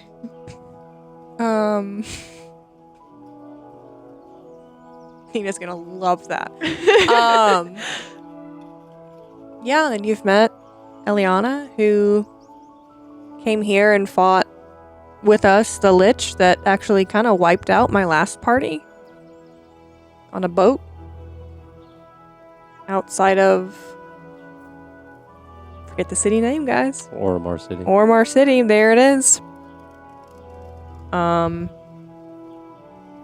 Yeah. Help take down the owner and founder of Minot Clothing's evil, almost second wife. Killed her. Oh, we had a guy in the party for a while. His name's Roman. That was a runaway king. That wielded a trident that every time he used it, it seemed like he got crazier. Like, couldn't really control himself. I don't remember what he was. He was blue, though. Interesting. He had a wife we didn't know about until it was too late, and he was walking through a portal into combat with Thalorn to go home. He flipped a table during that battle. That was so cool. It's about as big as this room. Yeah. The room could be huge, that's fine. She's intentionally exaggerating it. Oh, okay.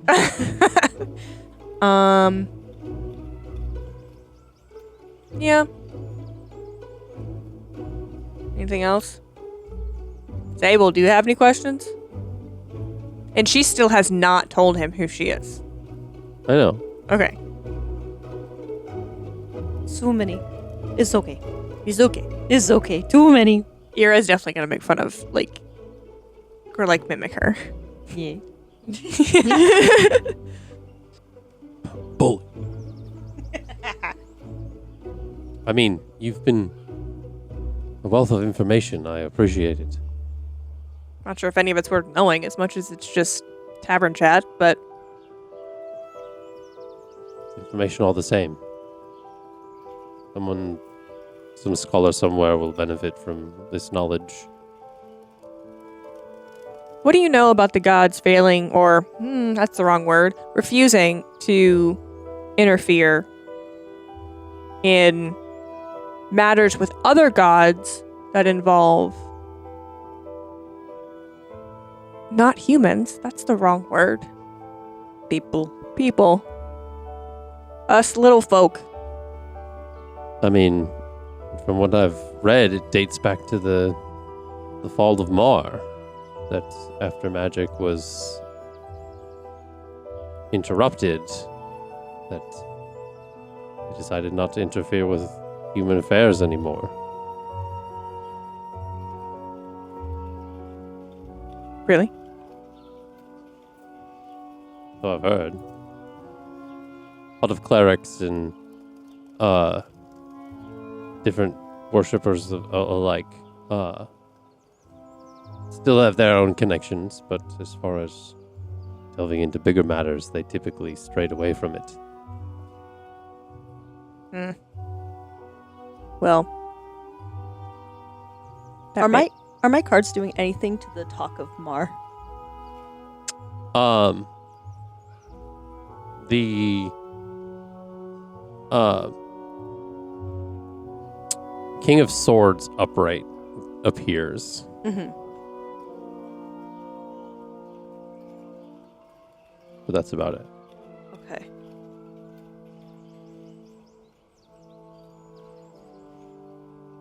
and then Ear's gonna look at Verity. So, I'm the champion of Nylea, Yes. and my goddess won't interfere in my affairs because of something my lineage did? You're a Marian. Why? She's so mad. I was like, fuck, I didn't mean to say that. No, that's not it. She didn't give shit that shit out loud. She's mad that Nylea didn't tell her it was her own people's fault. She can't get help.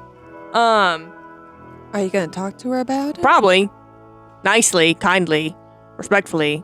Please do it respectfully. Well, what's the worst thing that can happen? She's not a Thanatora. What's she gonna do? Stop protecting the cute little animals? I doubt that. I mean, She'll just have me beheaded. I didn't know there were many Marians left. Have you ever heard of Port of Mar? Yes, Iraton. Nice to meet you. I see. Not a princess. Well, if that's all the information you can share with me, I must be going. It's getting to that time, and I need to prepare supper for Caitlin. I appreciate your help. And he kind of like rolls the papers up and kind of like files them into like the cupboards and the things, and he kind of he very kind of like hastily kind of like goes off to kind of like head upstairs. Goes. I rolled a 19 insight. He just seems in a hurry for whatever reason or another. It is abrupt, like his just disconnection. Kaylin's been downstairs, by the way, the whole time. Like he's been kind of like off to the back. Oh, when you leave a kid alone in a room for too long, and the parents like, "Fuck." But he's been downstairs with you all, kind of like as you were talking about this and stuff, and as he Elendor kind of goes upstairs, he kind of approaches the three of you and says, "If you truly are a Marian, leave and do not come back." And he very much like almost like pushes you guys out the door. Whoa, why? And it's for your own good. And he shoves you so much that you go out the front door and he locks the door behind you. And that's where we're going to take our break. Whoa. So stay tuned. We will be right back after this.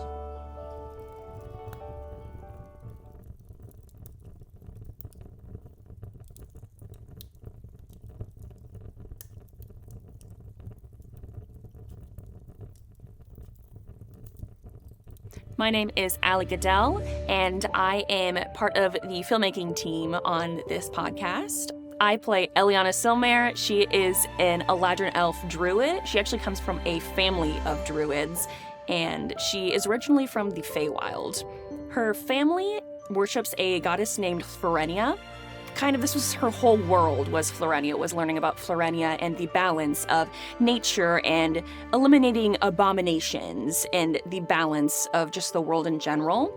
But then when her village was attacked, she ended up going to the material plane, and things were not as they originally seemed. She kind of realized that she was indoctrinated as a child, and so as of right now, her character is still kind of naive, but she's constantly learning about the world around her and trying to figure out what her place is in the world when she finds out her whole religion has basically been a lie. I think one thing specifically to Elliana is that throughout her experience on the material plane, she's been struggling with finding what is right and what's wrong, the truth to things. So her trying to formulate that balance and how she fits in life, I think, is very important to her character. And so seeing the way she interacts with her new goddess, Flossidus, and just the world around her is interesting to me.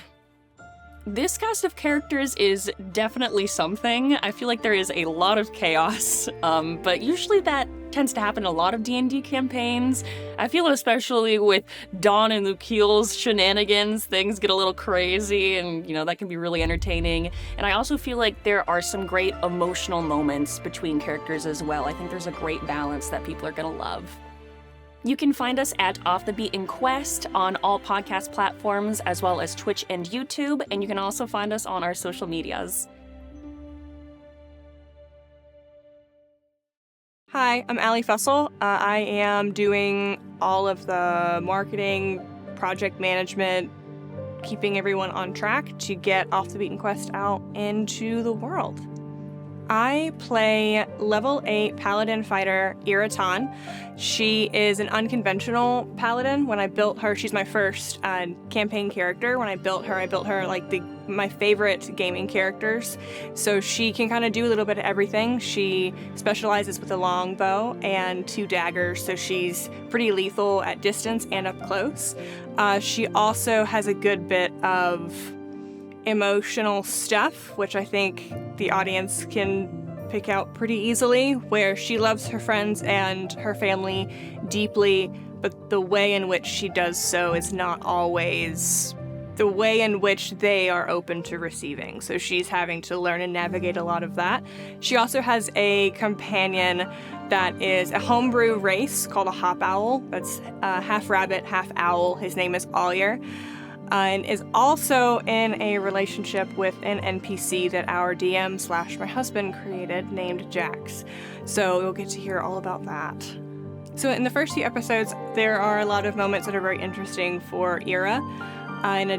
One of them is a very special moment with Dajer where he has to make a choice on what his next steps will be. In addition to that, there's some pretty gnarly emotional turmoil that Ira navigates with one of her party members that I think will be interesting for everyone to hear and to listen to get some insight into her backstory. I think the audience is going to find someone in this cast that they relate to, whether it's someone that's just goofy and likes to have a good time, whether it's someone that's serious, is trying to learn how to loosen up, or whether it's just someone that completely understands who they are and accepts themselves for that. While they might still feel like an outcast, they'll find a bit of themselves somewhere in this campaign and in this cast. You can find us on all major podcast streaming platforms, in addition to YouTube and Twitch, and all social media, which is linked in the caption right down here. Hi, my name is Caroline Dajer, and I am the in-house artist for the podcast. In the campaign, I play Sable Vale. She's a level 9 human grave cleric, and she is flirtatious and theatrical, and she really is just trying to live her life to the fullest, like consequences be darned. And something important for the listeners to know before kind of diving into Sable is that she has a different relationship with her deity, where her deity and her kind of communicate through her tarot cards and through like shuffling on their own and kind of shooting out into the universe, like her opinions. When my character is introduced, I would kind of keep an eye out for right before it, where our DM kind of like hints at my entrance, because there are kind of like little secrets in there that he set up for everyone to realize later on when we rewatch the episodes. As far as this cast and characters, myself included, I really love 2000s rom-com movies, and if you picture the movie Mean Girls, where there's a cafeteria and there's a whole bunch of lunch tables, and each table has a different clique, a different group. This table that we're playing in kind of has a picked person from each group, and we just all mesh and blend together, and it's so seamless and so dynamic. You can find us here on all major podcasting platforms, as well as YouTube and Twitch, and check out our socials linked below.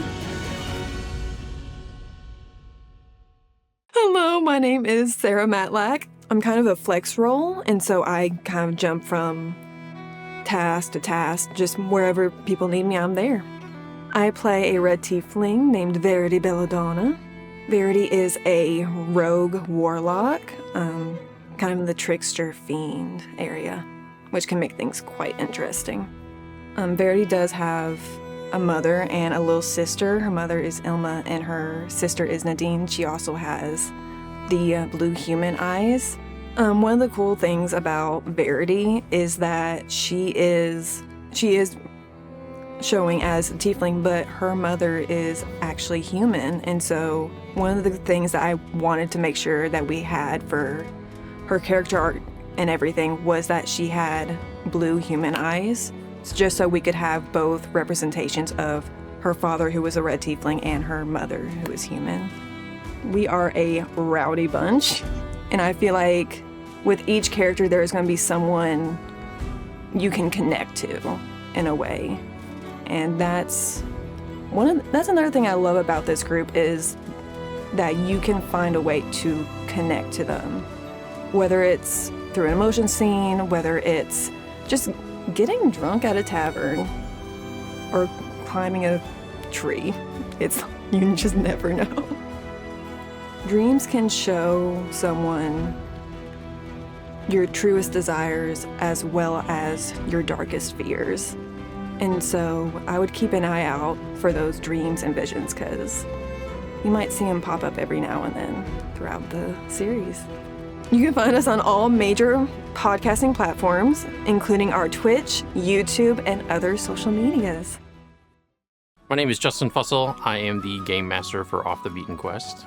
Outside of being the game master, I do a lot of writing, world building, filmmaking. Me and my wife, we run Imagistorm Productions together. Yeah, it's been a lot of fun just incorporating a lot of the world building and writing that I do into this, building this campaign overall. It's been really interesting to kind of take the filmmaking background and kind of apply it to being a game master, because essentially a lot of like the players are the actors and you're setting scenes, and you kind of just let them freeform in the space versus just any like preconceived dialogue. So it's a lot of fun just to kind of see, you put the situations in their hands and just kind of see what they come up with. I enjoy playing D&D with this group because they're like my found family. It's been, I love everybody that sits at this table. It's been a lot of fun to just be able to kind of build this world with them together. A lot of the way I incorporate this with a lot of the players and the story and stuff has been a lot of collaboration, seeing how their stories intertwine with what I have planned and vice versa. It's going to be a very interesting to see how the people receive everybody. Everybody's got its own different flair, and the way that this team is made up of very colorful characters, I think everybody's going to love them. They're going to find something to laugh with and have fun with, and it's going to be really good. In the campaign, I play a lot of the different NPCs, of course, but the main one that I play is Jax. He's a fighter monk druid, and he came from a tribe of changelings that existed in the Fey realm and kind of had some backstories with different things and different interconnected characters. He's become a love interest and boyfriend of Hira's character. And if you want to know more about Jax's backstory and kind of how it's interconnected with the whole story, you can always check out the prologue. I chose to do a homebrew setting versus an existing campaign just because it was something where I could kind of really just expand and create a universe. I wanted to have something that I can build upon. I honestly like to be able to throw twists and stuff at the players. I think that's the biggest thing I think is really fun. There's a lot of ideas of what's going to happen, where things are going to go. Just as much as they can improv in a setting, I can do the same, and it kind of allows for a lot of really good back and forth. Definitely, if you've checked the prologue, there are some things that happen in episode 62 that is a little bit of an Easter egg that even the players haven't figured out yet, which has been really nice. But it's going to come back around eventually, and it's going to be a really big aha moment. But I think that's one of the biggest things to look out for. It'll be a very blink and you'll miss it kind of moment. But other than that, just being really on the lookout for a lot of just the backstory and the things that how this is going to be building up to as we get into the next arc of the campaign. So they can find us on any of the major podcasting platforms, as well as our social medias and Twitch and our YouTube. All right, welcome back to Off the Beaten Quest. All right, so we're going to pick right up where we left off. You as we're being rushed out of this, the Elderwood Athenium. Ira was being threatened. He said he wasn't being threatened. He was being protected. Do not tell her how to read a situation. Okay, that's fair. Inside check. Meanwhile, Elliana and her family and Jax Hey, Jax. just like tagging along, I guess. Head to the Gilded Ore Tavern and Inn. I guess while we're making our way there and like when we sit down and stuff, Eliana's gonna be like, so, Jax is also a druid. By proxy. Oh, you're okay. It's complicated. Yeah, I could tell. Yeah. Okay. So you guys get to the... Elliana like trying to bond, and Jax is like, yeah.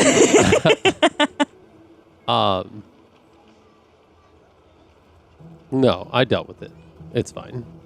Okay. We're fine. Well, maybe I can, introduce you to some better druid stuff. Well, I mean, you've already introduced me to better druids. You and your family, I guess. Cool. We're getting intense in this tavern. Seems a little too intense. Let's dial that down. We're gonna dial that down real quick. Actually, I should probably put it into this anyway.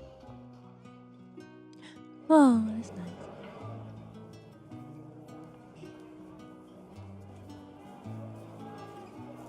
It's like a little campfire and stuff, like a fire in the fireplace and things like that. As it's getting closer to the afternoon / like kind of dinner time, because you guys have been kind of going around. There's a purple tiefling here. The one that you saw before. Yay. Yeah. Yay. Don't look. Why are you looking at me like that? What? Okay. Bonk. Stop. This place was really nice earlier when we went, after everything happened. So, it's been a long day. Well, yesterday was a really long day. Today's a lot too, because, you guys are here, and I haven't seen you in a while. Yeah. It has been some time, but again, I'm glad we've been reunited, and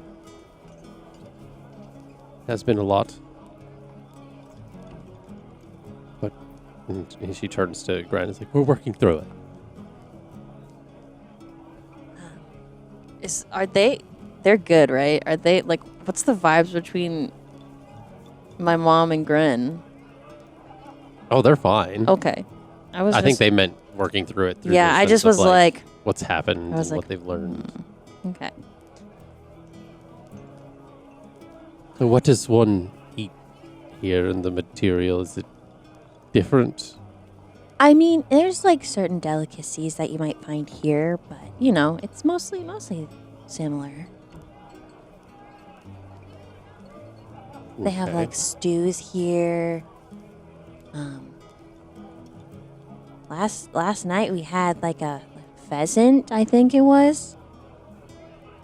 And Jack's like, we had a lot of things. Yeah, we had like kind of like a whole assortment of food. Keep looking at me. I'm not there.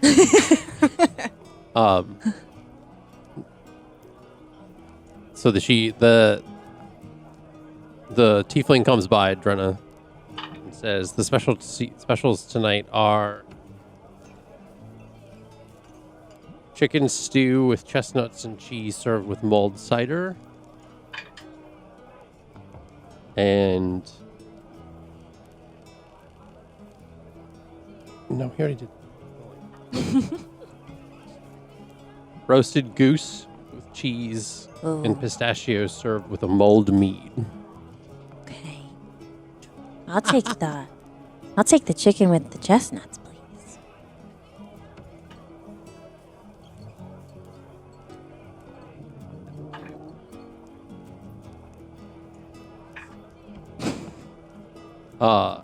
And we also, if none of those suit your fancy, stew with stork and beets and apples served with mulled mead. Man, where'd they get the stork from? That's what I was saying. I laughed at that because it just says stork. Wait, Like, Drop okay. too many babies. Aren't storks like kind of like a swampy living, like Yeah, like place? grains and stuff. And that's kind of like what this place is. Okay. Okay. Yeah, we could. I mean, if you guys want to try like everything, we can. But I'm just gonna get the chicken. Jack says, I'll have the stork.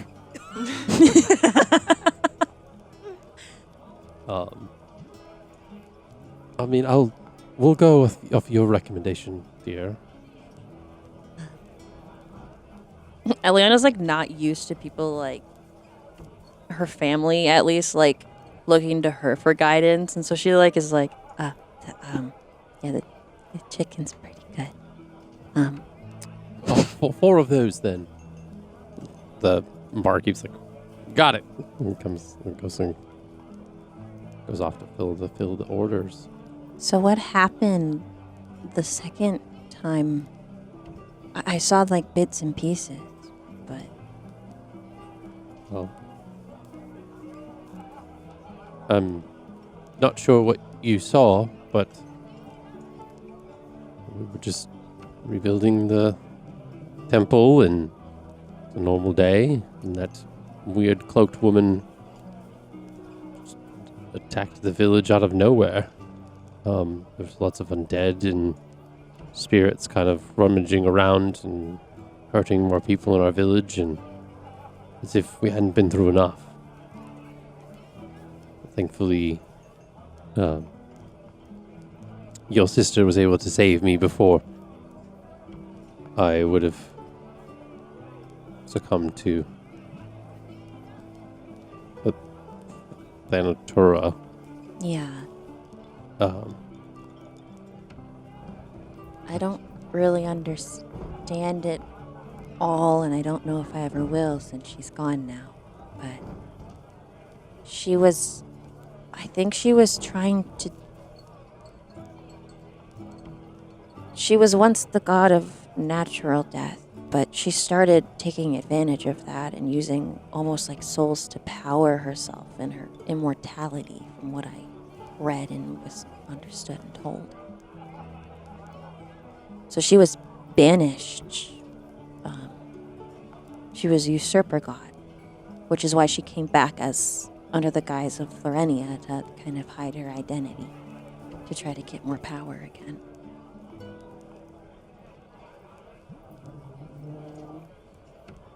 I know it's a lot. Well, that business aside, we can at least have a good family meal like we used to.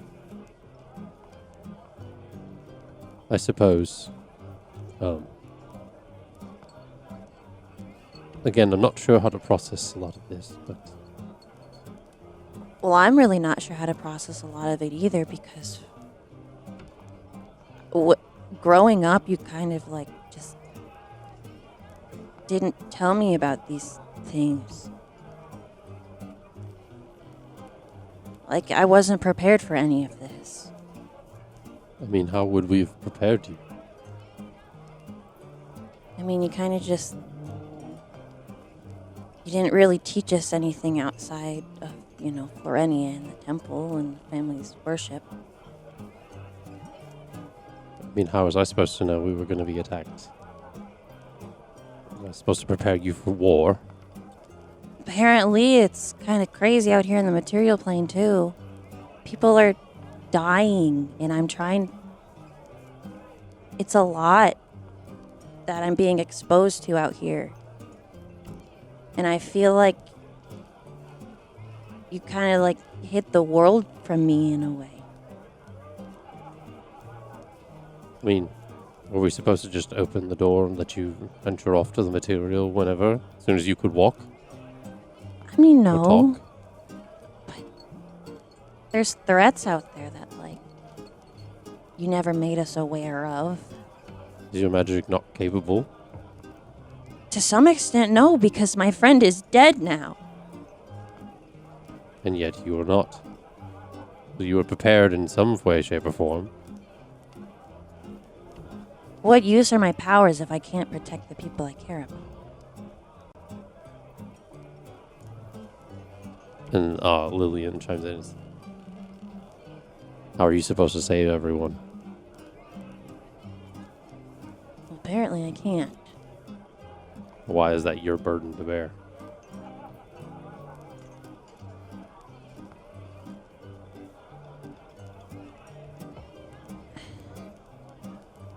Just feel responsible in some way. Well,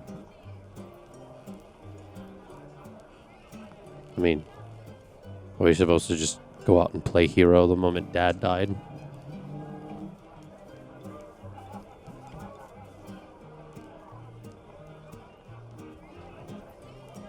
That like strikes a chord in her.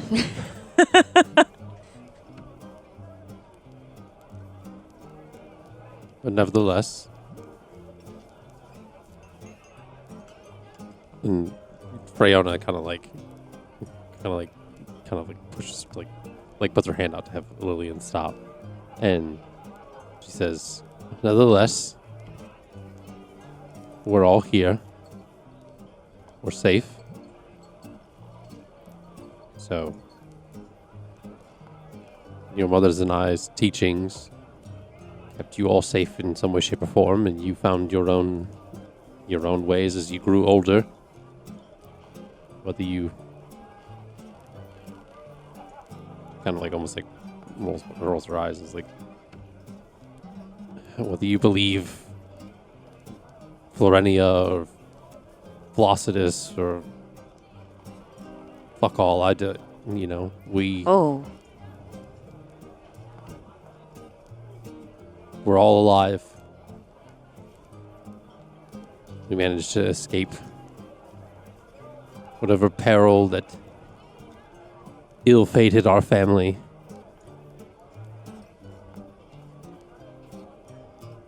That we should be thankful for. Yeah. Well, are you guys thinking of going back? Or staying, or what? I mean, that is where our home is. What are you guys gonna do at the temple? I'm not sure.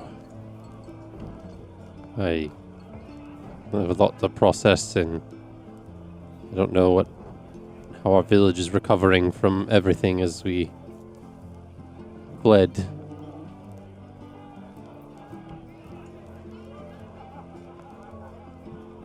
And to your point, and I think to Lillian's point,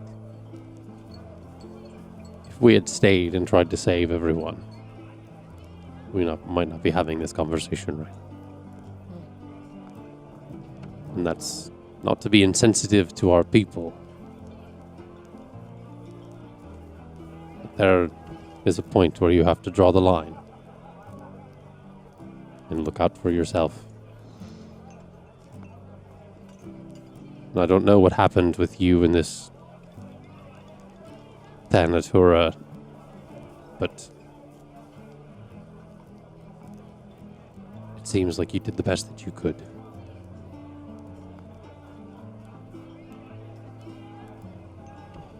Sometimes we, no matter how hard we try, we just can't save everyone. Yeah. And in her head, she's also thinking about her father. Mm-hmm. Because he got very sick and they could not do anything about it. And and when Freona says that, Jack's kind of like, almost like kind of starts looking off away from the table and is very like, given his reaction to like what happened with like Lukiel and everything. And the bar person like brings all of the food and the table's just like really quiet and it seems so somber and it's like passing around like the food and like the drinks and stuff. And the moment that she like sets the plate down in front of Jack's, he just like kind of grabs the meat and just like tosses it back like almost immediately. And she like walks away and like kind of like leaves you all to it. It's just like that awkward moment, like when like the waiter like comes by and it's like, oh shit, all right, and just like sets the plates down and is like, all right, if you need anything, I'll like walks away.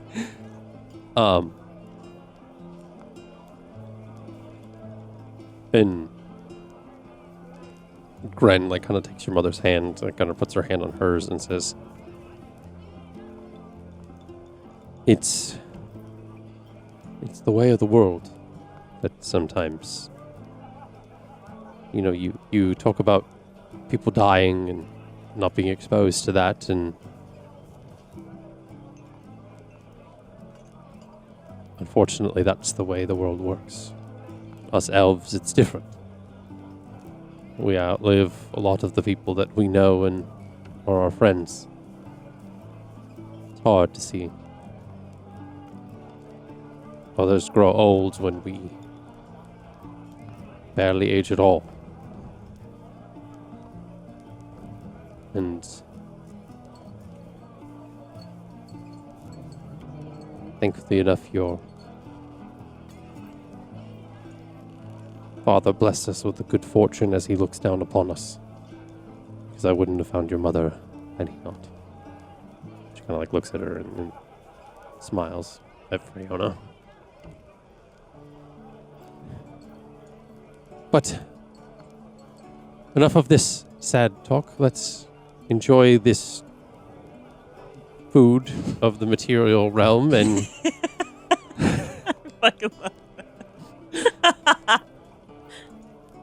It's pretty good. which is funny, all things considered, because I'm pretty sure there are chickens in the Feywild. They're just not like the exactly same. So like, chicken isn't anything different. You can tell, like, there's a tiny, like, taste difference. It's very subtle. It's all in the material.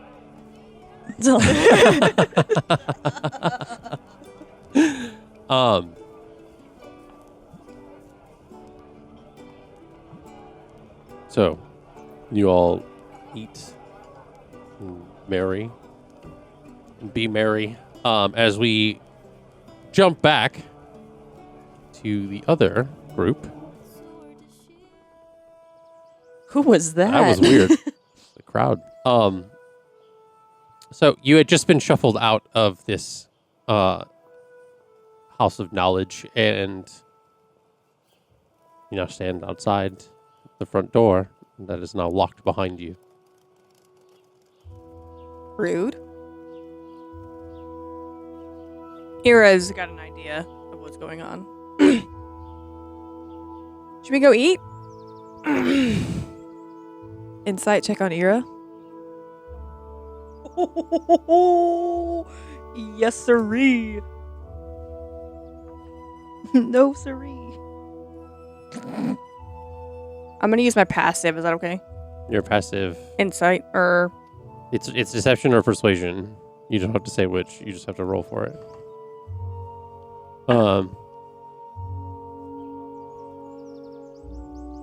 9. Nice. it's a 14 before any modifiers. Mine was only 11. Well, I'm going to revert to your passive insight. Yeah. And you see the 6 of swords Oh. reversed.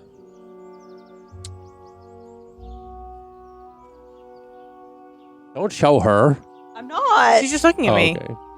You were staring at that screen. with a I was hard reading it. insight. I was reading it. I have glasses. Verity goes, all right. I have glasses. You say anything? Do I say something to you? Yes.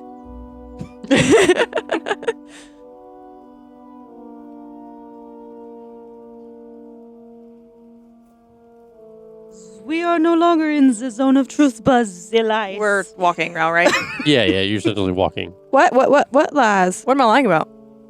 is behind the eyes of terrible sadness, Not sadness. anger. You gonna keep guessing or you gonna tell me? A little bit of both. Okay. Okay. Are you hungry? That's where we're going. Okay, no lies. She's looking straight at Verity. All right. Okay. But what evil follows you? Follows me? None until this point. I thought I was the evil for a little bit there. You evil? No. Yes. Please, please. No. Yeah. You carry the spices? I carry some kind of spice. Bonk. You see the 8 of swords upright.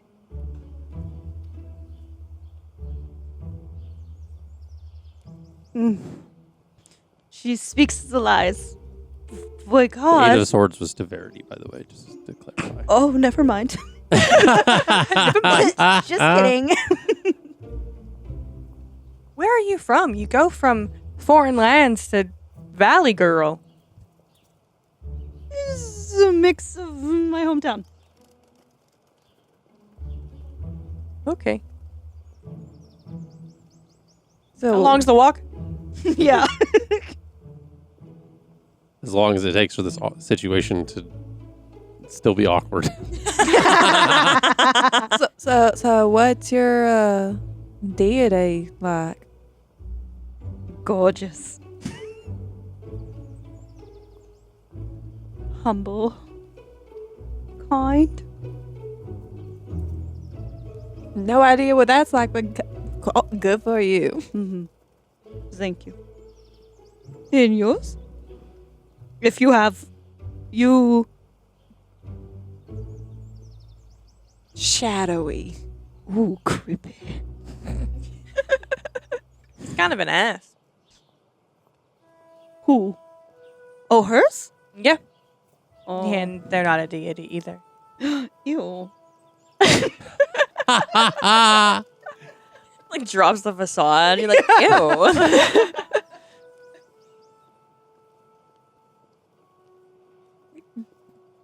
Yeah, but So when we talk about them now, do they do... They making a noise? Used to. She almost bit off her tongue. I did. We were hitting a rough patch back then. I think we're chill now, though. I had to kill myself in like Literally. not literally, but Metaphorical. like I was viewing myself literally in front of me. Shadow version. Yeah, that's it. My glasses. Is this something all the horned people can do? No. What are you? A tiefling. Something's happening to me.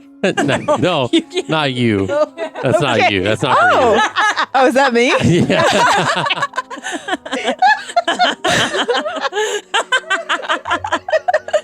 Something's happening to me. It's the first time Sable has been at the table for the voices. The voices. The voices. The voices. What are they saying? You just heard them Alright. whispering. They're just vibing. They're just vibing. Okay. Yeah, every now and then they talk. They hold secrets? Many secrets? They're just there. Just then, you hear in your mind, Sorry. I saw that. I'm glad you're safe. I was worried there for a moment. So much so that I almost left for Luer.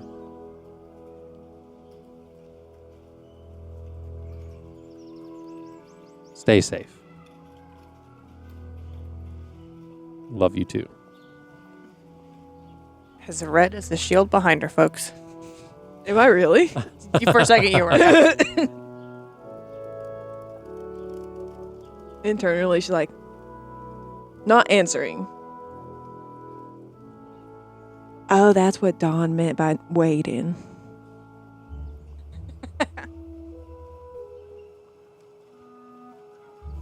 She didn't say anything else. Mm-hmm. You arrive at the Gilded Ore, and you come inside and you see Elliana, Jax, and her family. And it looked as if, like, at one point or another, Elliana was, like, crying, or teary-eyed, and there's this kind of a somber tone to the table. Amidst the, like, kind of boisterous kind of merriment that is this tavern at this part of the evening.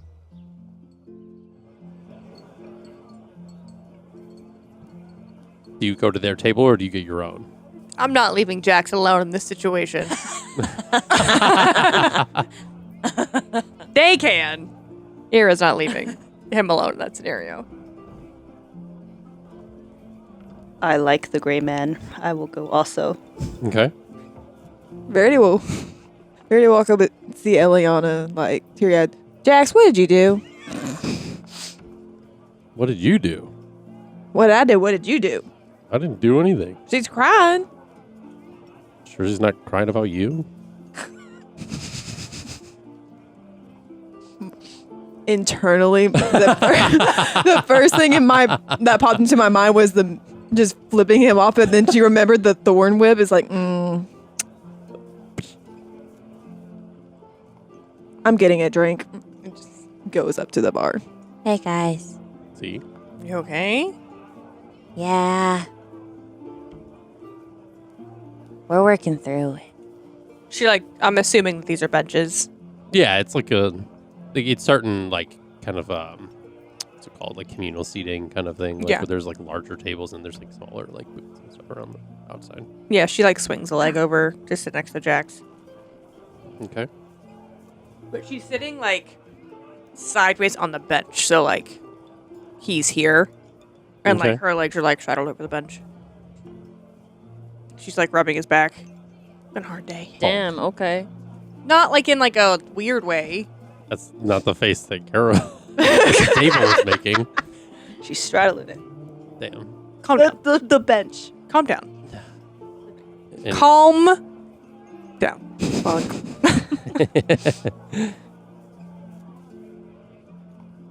Do not make me re-add command to my spell list, guys.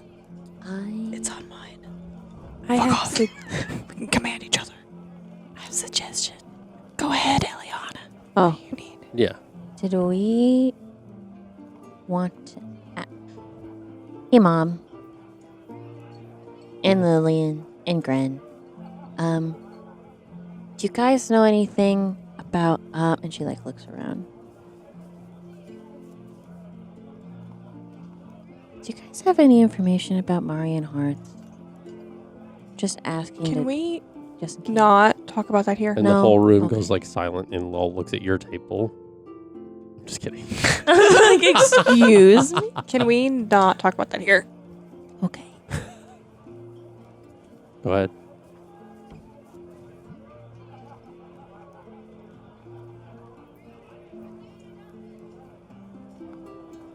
$26 insight Crap. On Ira? on Era. Why should I want to talk about it? Let's see. Nope. Nope. Worth the shot. I got a fucking... No, it wouldn't matter. It's deception or what? Persuasion. Nope, wouldn't have mattered.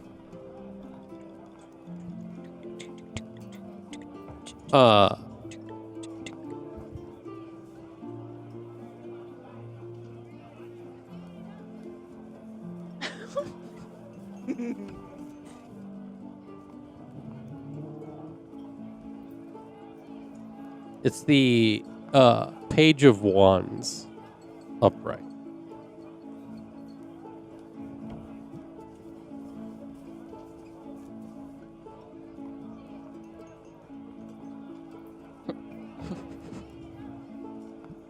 Okay. I have no idea what that means.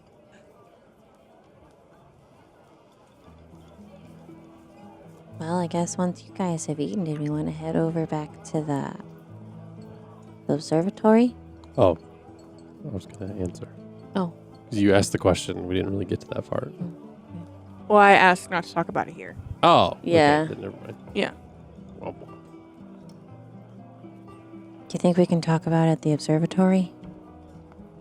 What's the observatory? The veiled, that's the place you guys were at before. the starry place. The Veilbound Observatory. Maybe. The Sorry. the little boy. I was giving the info dump to the dad, Yeah. and I connected some dots, and then we were quickly shoved out and told that Oh. I should leave. Why? I'm not safe here, apparently. Which is weird to not be safe in a holy city. I figured I would, Yeah. So it's because of that. So Oh. Okay, yeah, let's not talk about that. Are you up at the bar? I am. I'm not hearing nothing. I wish there was like a way to talk without people listen. And then she looks to see if she's like, without people listening. Because, like, you're just, like, fucking here, like, getting all this information, and Elliana's like, maybe we probably shouldn't be saying all this shit in front I of... was thinking the same thing. This is what Jax was trying to say. Elliana is still a little naive, okay? Sometimes she's not very... she's kind of oblivious sometimes. She's like, wait a minute. she's just a girl. She's just a girl. Just a girl. That was also a god for a second, but she's just a girl. So, I guess we're gonna eat up and then we can go to the observatory. What does everyone else think? Remind me again of you want to take your family to the observatory to talk about Flossidus? Yeah. Okay. Gotcha. I don't see any issue. Okay. Gonna eat my chicken now.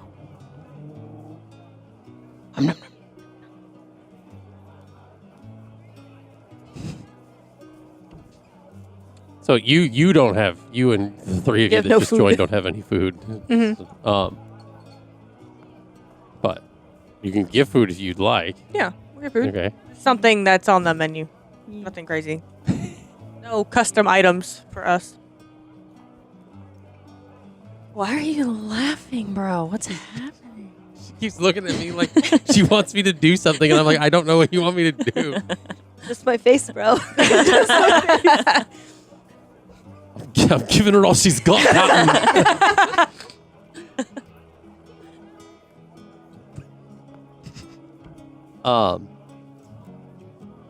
So you guys end up getting some food. You all eat. What's Verity doing? Yeah, I was like, what are you doing? Verity got some ale and I guess a bowl of fruit. She's just Just a chilling. bowl of fruit. Just a bowl of fruit, just chilling up there. Make a perception check. Oh, she doesn't come back to the table. What Jack said hit hard. You said perception? Yes. With me, everyone. 21. In the bar, like kind of like carved into the bar, very small, like print. Mm-hmm. It is thieves' cant. And you read, Uh-oh. the eye is watching on the bar. Era. And she walks over to the table. Or well, the eye is always watching, I should say. Is that the thing that Cindy was a part of? No. Oh, that was the hand. Watching. Above table talk. Okay, we got in I had to trouble with rewrite that. the, Sorry. God bless. What I originally wrote down was the eye. It looks like the eye is watery. I'm like, that isn't. It's crying. Era. She comes back with her ale. You show the fruit. Yeah. All yours on her shoulder. She flutters down and just starts helping himself to your bowl. Damn. You can push him away, but he is going for the fruit. All right. Verity's just accepted. It's like, okay. Bold. Of Oyer. He's getting comfortable. He's an adventurer now too, even if he hasn't told his mother what he's been up to. He's got confidence now that he's beat her up. That's fair. Damn. As asserted the dominance. Hey, Era. I was at the bar getting this drink, and tiny little lettering, I saw something very interesting. Oh yeah. Yeah, and it said that the eye's always watching. I'm going to say, roll for that history check. You know what? I want to use the dice that Jen gave me. Please hold. It's my D4. I just had my finger on it. Do you guys ever do that? You grab the dice you want and then you put it down. And you're like, no. Yep. And it's just I gone. just randomly grabbed dice out of my big, gigantic ass bag. Bags.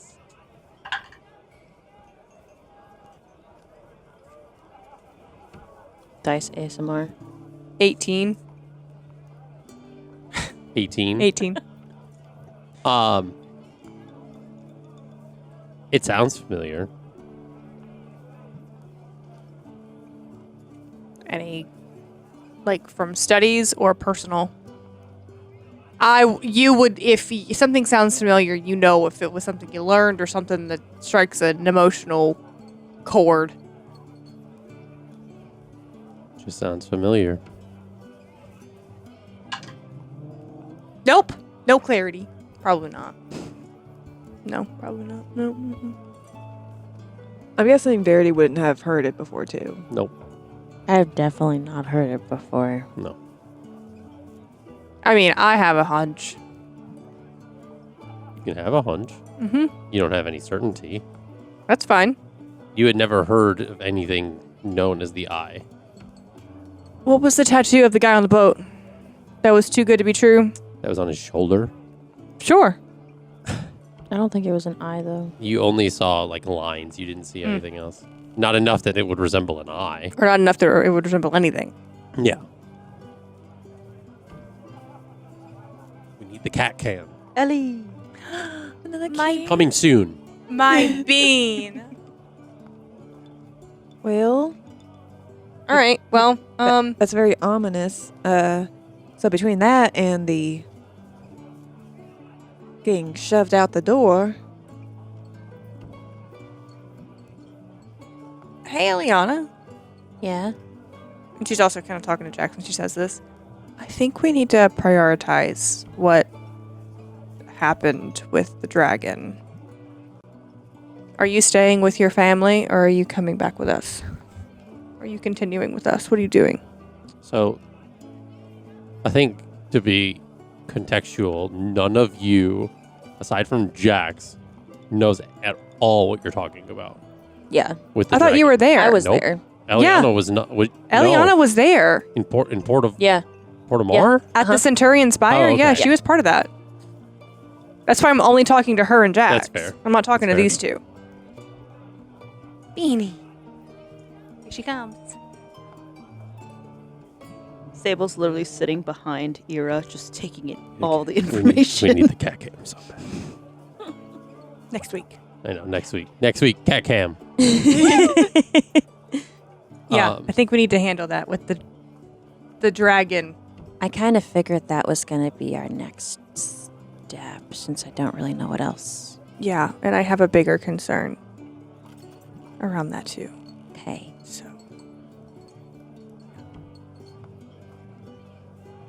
What are we whispering about?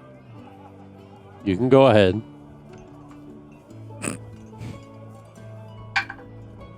Aw, you're already higher. Yeah, it's a 16 straight before I roll for anything else. What do you want to know? What did I want to know? Mm-hmm. What your hunch was. Just the feeling. You see the 10 of Cups reversed.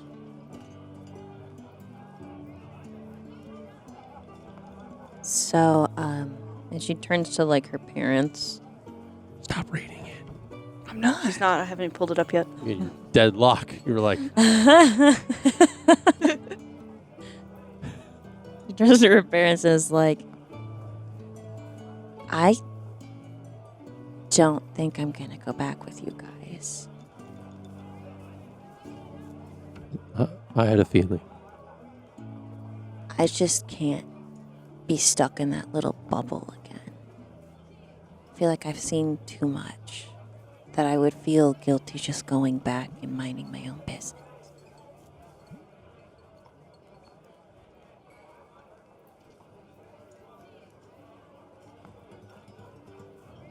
Well, and then Gren like stops Freona and is like, that's fine if you want to stay. You're grown enough, you can make your own decisions. And we need to respect that.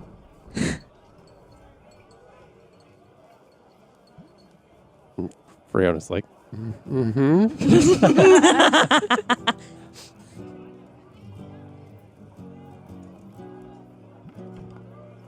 And in accordance to like where is everybody's like how was everybody sitting? So if Jax was here, I'm assuming Lillian might be on the other side of me. so you're next to Jax and Yeah. she's on the other side of you, and then your parents are on the other side. Yeah. So and Lillian turns to you and kind of in this like playful older sister kind of thing, like kind of tosses your hair and says, just make sure you don't end up getting yourself killed while you're out here with these. And she looks at the other like 3 or 4 of them individuals. I will try. What are you gonna do? You gonna stay stuck at home? No, I think you see her look at both her parents. I think it's time for change. And you see she kind of snaps and she takes on her winter form. Tell me and describe what that looks like. I don't know. I've never thought about her winter form. Well then I'll riff a one. Okay. She has this like indigo blue kind of hair that has a bit of like almost like glittery kind of frost kind of twinkle in her hair. Her skin is this again like the ice blue, but more of a kind of like frost blue versus like an ice blue. Her eyes kind of shift to this kind of like almost like a very like almost like robin's egg blue of like in the iris. And she has this little kind of twinge. It's very faint pattern of what looks like snowflakes across like almost like tattooed, like it almost looks like it's tattooed across one of her arms. And each of the snowflakes is a different, much like a normal snowflakes. They are all completely different. None of them are the exact same shape. Lillian, you look so good. And you see as she kind of like puts her hair behind her ear, you see kind of tattooed kind of like on the inner of her like elven ear on that side as she's changed, there is a constellation of a like almost like a bow and arrow like tattoo like in the ear. I think. And she looks at her parents. I think we forge anew. And the only way to do that is to move on. Whatever that looks like. And I don't know about you, but I'm sick of holding on to things that keep weighing us down as a family. So, we'll get through it together. And she looks at like Freyona, whether we have to drag you kicking and screaming. Oh. I'd like to see that. I think that would be funny. I mean, entertaining. It's what Dad would have wanted. Yeah.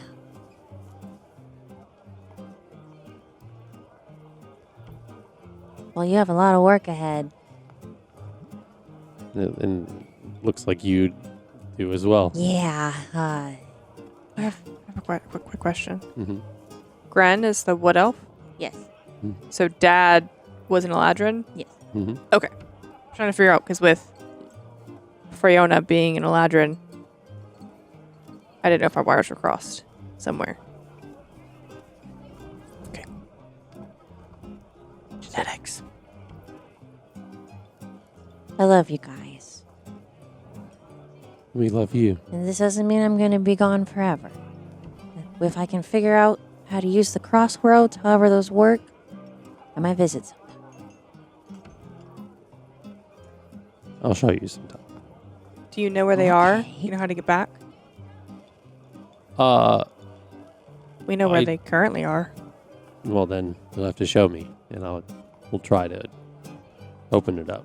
Are you wanting to go tonight, or you want to spend one more night here? I don't want to rush you. Well, Elliana wanted to show us this observatory place that, but I don't think we're in, and she looks at her wife, Bren. I don't think we're in any type of hurry. I don't, if anything, more time with our daughters together will be good for a little while.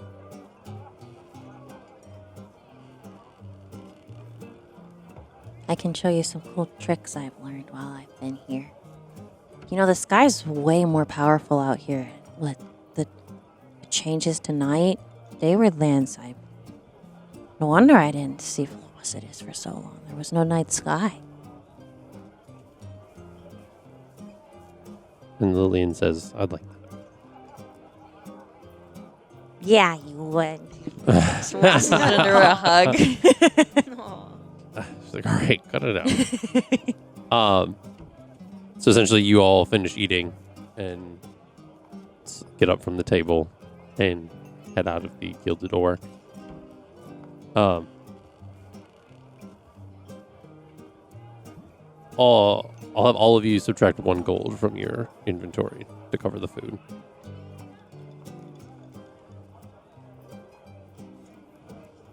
Just because I think I haven't been... Haven't. We've having gotten you like guys, 3 meals for free. a bunch of free food so far. I don't say a word when I notice. So yeah, so you all leave the Gilded Oar and make your way back to the Veilbound Observatory. What time of day is it now? It is pretty much, it's getting about sunset, essentially. It's kind of just a little bit past dinner time. And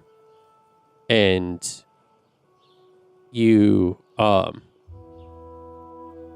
would think you guys all, you kind of have come to this, back to the observatory.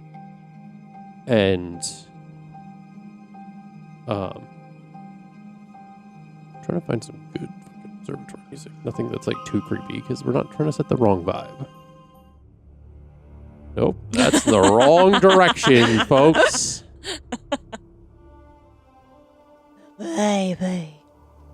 My bean. I love her so much. The baby. That's fair. I'll go with this for now. So you come back to this observatory, and for the first time, you're seeing this table. The exterior, as you guys approached, was like a structure suspended between realities. Its foundation consists of like smooth, dark stone laced with veins of shimmering silver.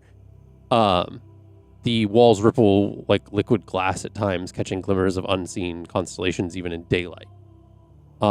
There's a great domed roof kind of at the top that kind of has like a lot of iridescent minerals that shift colors depending on your perspective from the ground.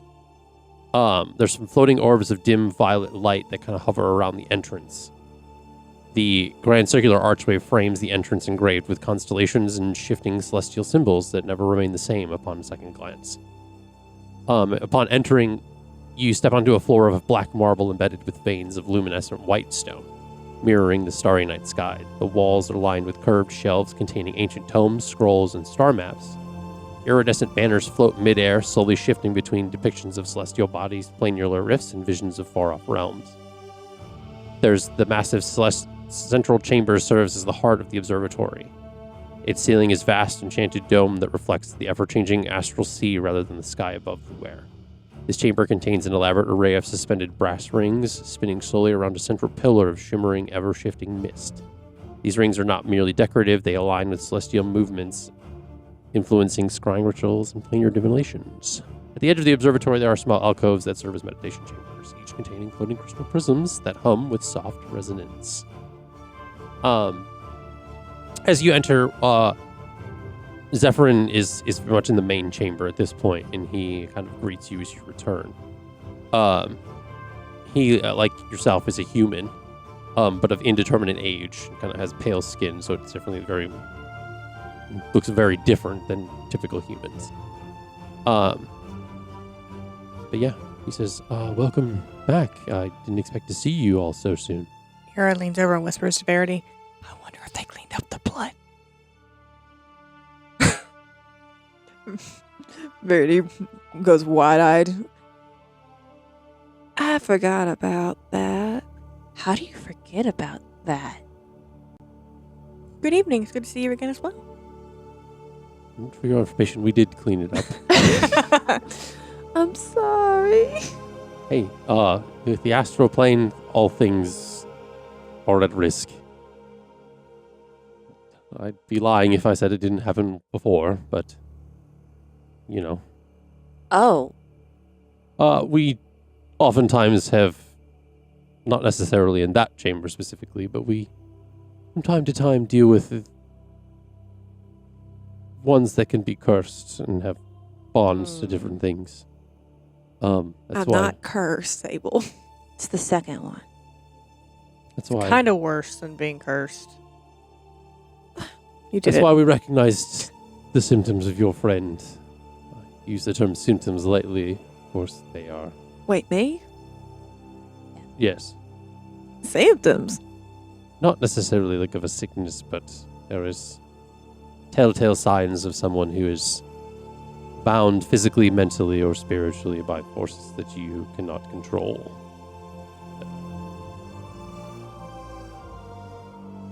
Verity disassociates.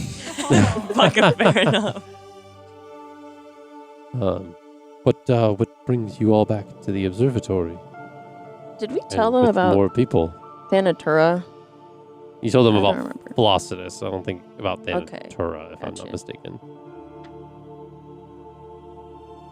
So, I have some of my family here. And I guess I was just trying to show them some of Flossidus. But there isn't much, considering her resurgence is recent, as you've indicated. Her presence has been remiss amidst the pantheons of Aarencia, given that she gave up her spot amidst the pantheon to keep our connection with magic. See, Mom? Told you. And given that you say that she has resurged, it does make more sense with some of the things that we've been seeing here at the observatory. The alignment of the stars and kind of a lot of the things that we've been seeing amidst the different planular seas, and it makes sense that something would be remiss amidst the gods themselves, and that could be the sign of a bringing about a new age. Do you know she split herself amongst the stars to save magic? Do you guys know how she's kind of reformed and been brought back? Pantheons and celestials can be tricky, given that most deities decided to break away from those on the material, but a lot of the times it's something as simple as belief that could fortify most deities. But Hey, Lily, you sometimes hear it's- that? She gives a little wink at her sister. sometimes it's not that easy. There's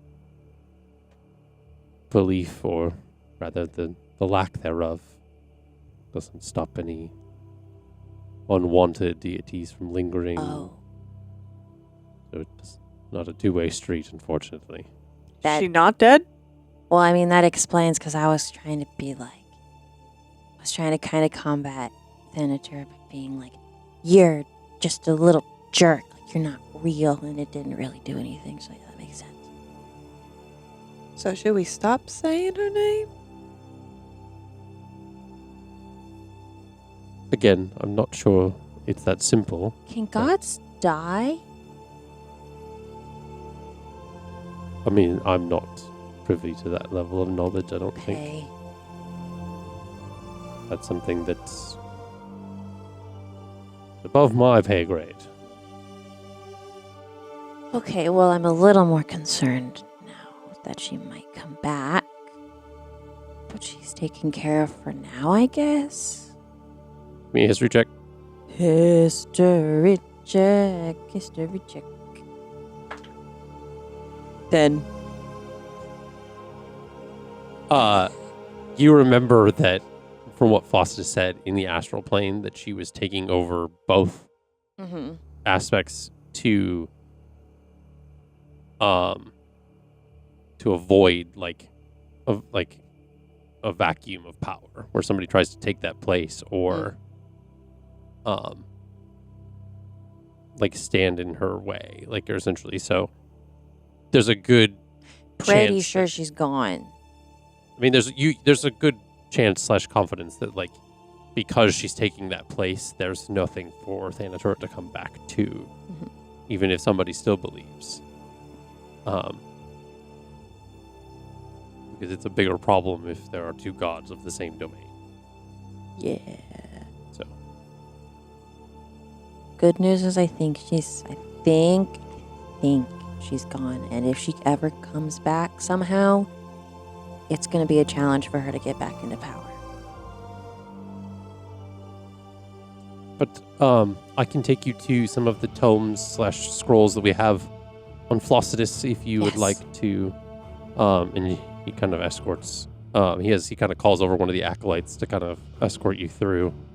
So he takes you, your mom's, and Lillian over to. I guess it's like a shelf amidst the main hall that's kind of still in that area. Is there anything else I can do for the rest of you?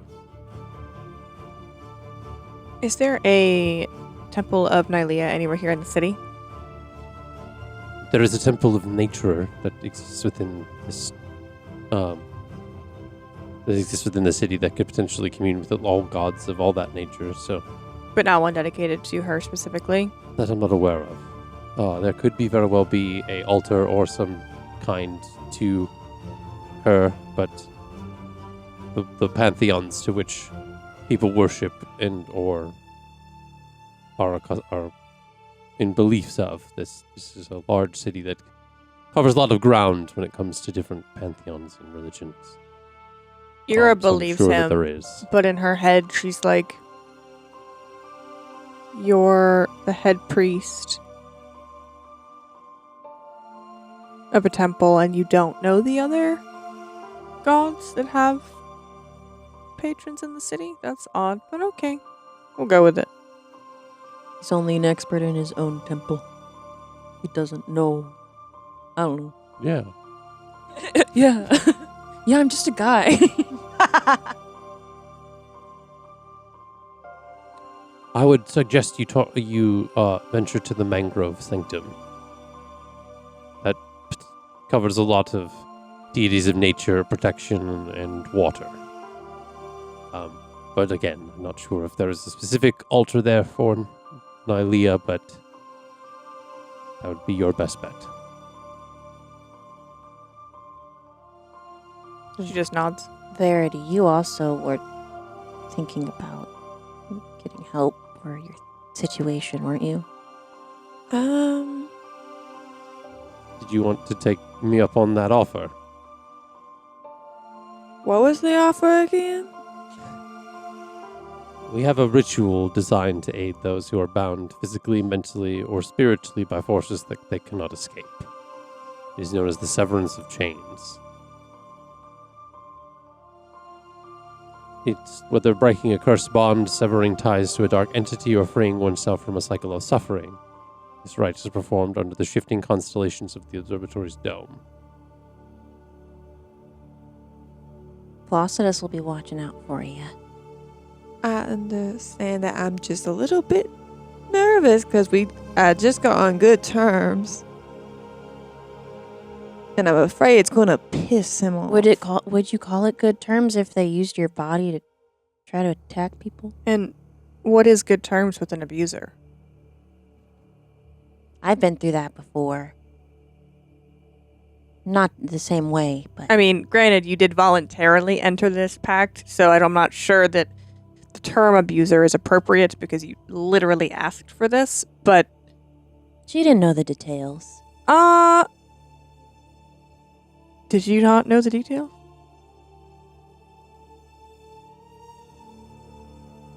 Let me pull I up my feel like backstory. I feel like maybe you would have an inkling. Like, surely you weren't going to enter into a pact with a patron and just think, "Oh, I'm just going to go eat some blueberry muffins and drink hot tea every day." No, I just... Maybe it's like I thought I'd run their errands every day. She kind of does. Just in a darker way. I just said I would be in their service if they healed my mother, that's all. And they haven't done that. They're using her against you, right? Sable, can you take a few steps back while we talk about this? We're sharing a lot Sable of said information. maybe 10 words this whole session. Just taking it in, man. There's a lot of shit going on. She will talk to the guy unless they're are they talking? No, they're talking to each other. So Yeah. if you want to talk to the guy, you can. Okay. Do you want her to know all this? I can take a few steps back. I mean, I haven't really heard anything otherwise. Question, your vision. Remember that? Long time ago. Remember it? Feels like a long time ago. It wasn't that long remember ago. that vision of all of us? She wasn't in it. Was Roman? He was. Dawn? Yes. So it's not gonna happen.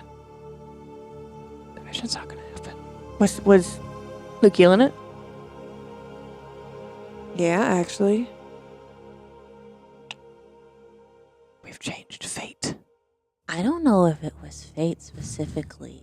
Maybe it was just like a nightmare. Roll for insight. I was on about to say that. they said changed fate.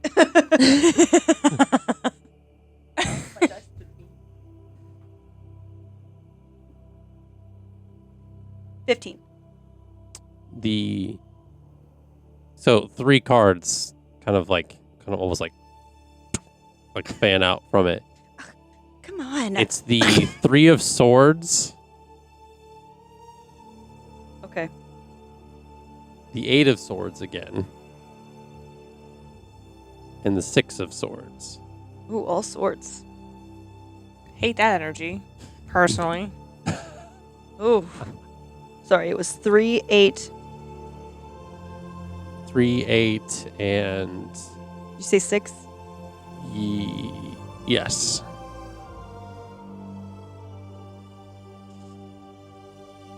Ooh. Ooh. Ooh.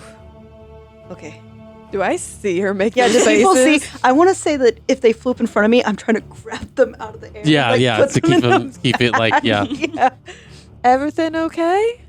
It's fine for me. I don't know for you. You're kind of nosy. I'm nosy. I think it's more her deity than her. Fair enough. Yeah. What did you see? What did I see? Like like betrayal. Like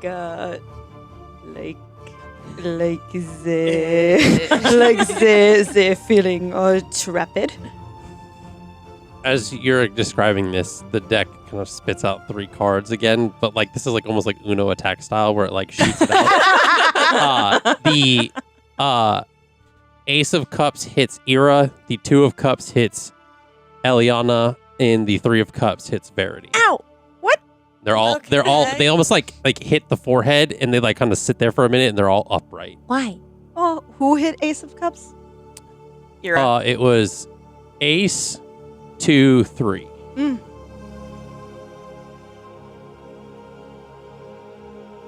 Do you know what these mean? No, I can't Why say would it. Why would we? I don't know. You use like the old. Gren, I know you know a little bit. She's like, I don't know about you. Didn't teach me about this. She's like deep in conversation with the priest.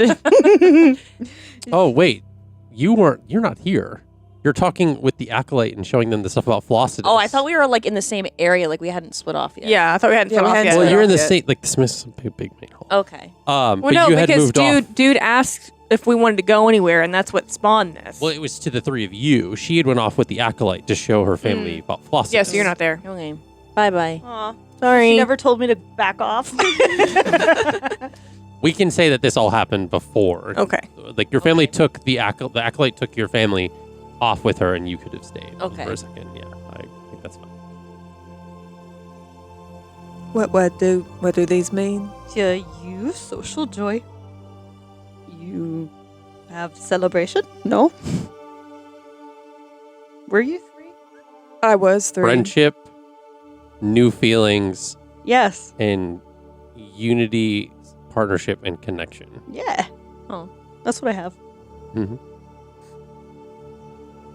Okay. Well, do you want to do the thing, I guess? And then Here's a fun idea. So it's almost like this is almost like that one like headbands game.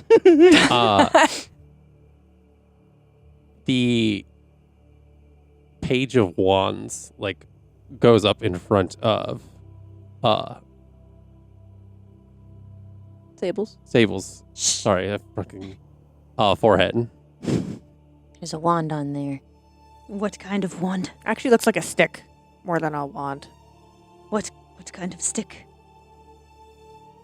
Yeah, you guys can like peel these off. Like they're not like Oh, yeah, here it's like- too. Yeah. Ah, in case you were wondering, I am curious. I am excited. I am to be with you guys. I don't think I needed a dead tree to tell me that you're excited and curious. You're just a bundle of joy. And then like the cards kind of like back into the deck, Mm-hmm. and then the King of Wands like spins flying out, and it hits Ira in the forehead. Kind of like a little bit of like a thing where like the point kind of hurts just a little bit. Yeah. You see that it lands on the ground upright, and it says "Big picture leader are overcoming challenges." You are the visionary leader. You are the ones that must say yes to me coming along. We are fated together. The only one I am fitted together with. Is who? The guy who has the dinky? The what? Excuse me. The what? What? The portal changeling Danky. What are you saying? I get what you're saying. You know, everyone was entitled to their life before we came into the others' lives. Yes? Sure. That's hilarious because Dank never said her name. Oh. She just smelled bad. The dinky. It's Denk, like D-E-N-K. I know. I'm gonna go Over Okay. to the. Yeah. Okay, I you miss guys you. can figure the. Maybe you should have. I don't know her- you that well enough. Okay, yet. I'm gonna But go. you will miss me in the future. She winks. Maybe you should have Sable do a tarot whatever to see if you should sever from your patron. Sure. If you do the cutting of the tie, would you no longer have the zaps, the power? I have some magic by myself, so I would have some. Would your mom die? Are you gonna Yes. do the tarot reading? I'll ask the veiled one. Hey, you wanna? Hey, 'cause I want them to like me. Please help the warlock. You hear nothing. You son of a bitch. I cannot help. Boom. I mean, you can still use your cards. You just don't hear anything from the veiled one. Up to you.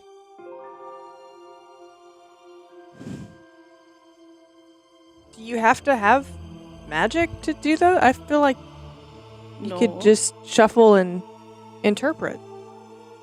I can. Does it Okay. make it incorrect if you just do it on your own? I think she's going to try to do a tarot reading, Mm-hmm. but she's probably going to try to use not necessarily deception or persuasion. Well, maybe. She's going to try to get Verity to be like, oh, we should have her around. Okay. So you shuffle the deck. Mhm. You flip over the first card. Because it's just her. Does she need to roll like performance or anything? Or persuasion, deception. There's- Let me cook. There's no god Let me cook. involved. You flip over the first card. It's blank. Oh, Then you flip over another one. It's blank. And then you flip over a third one, and it's blank. Sable does not like this. She's a little scared of you. Gods won't interfere in the effects of mortals. Does Verity see that they're blank? Yes. The fate of you, my friend, is in question. Sounds about right. I'm gonna have you roll an insight check for yourself. Damn. I'm going out. We're gonna play into the flavor of this. 25. you get the concept with your connection to your deity and what you've been told recently from all of these people. You also get the vibe that maybe the Veiled One is just not trying to fuck with whatever's going on with her. It doesn't necessarily determine that her fate is undetermined. It just means, hey, I'm not touching that. That's 2 gods now, man. That's 2 gods. If my deity is scared of you, I am a little terrified. Oh, just a little. You know you don't have to do it, right? Because it would mean your mother doesn't survive, and that's not okay. But is she really living right now? Does she Zuza suffer? Big time. Yeah. She's in a lot of pain. Then, like, when the horses lose a leg, you... Pow. Jeez, okay. Whoa. It is humanity. Yes, it's humanity. I mean, she is human, yeah. Yes, but it's humanity. Humane. I'm sorry. It's okay. Words hard. She's struggling on purpose. If I may, there's no guarantee of success if that it's something that we typically... It's a service we provide. Oh, do I do it for the plot is the thing. Don't matter. If you need to make a decision, roll. Mm-hmm. Well, here's the thing. I did roll earlier.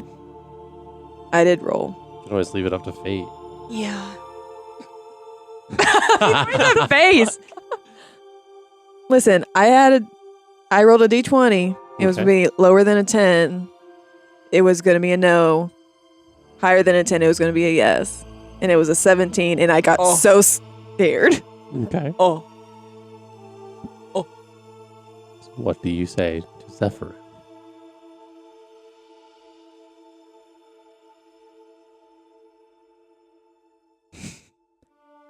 Oh. I don't think she will. Okay. She's on good terms. She's not going to fuck it up. Do you know that? Her perception. Okay. That's why I'm asking her perception. I mean, my passive perception is a 20.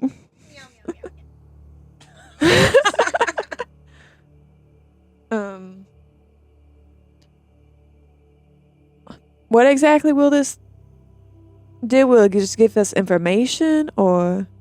It could. It's designed to potentially liberate rebirth, allowing you to move beyond your past and forge a new path. But as I said, it's not necessarily a guaranteed success. Worst case, I just piss it off. from where I see it, you're not. It's, how does one say it? Couldn't hurt, given your circumstances.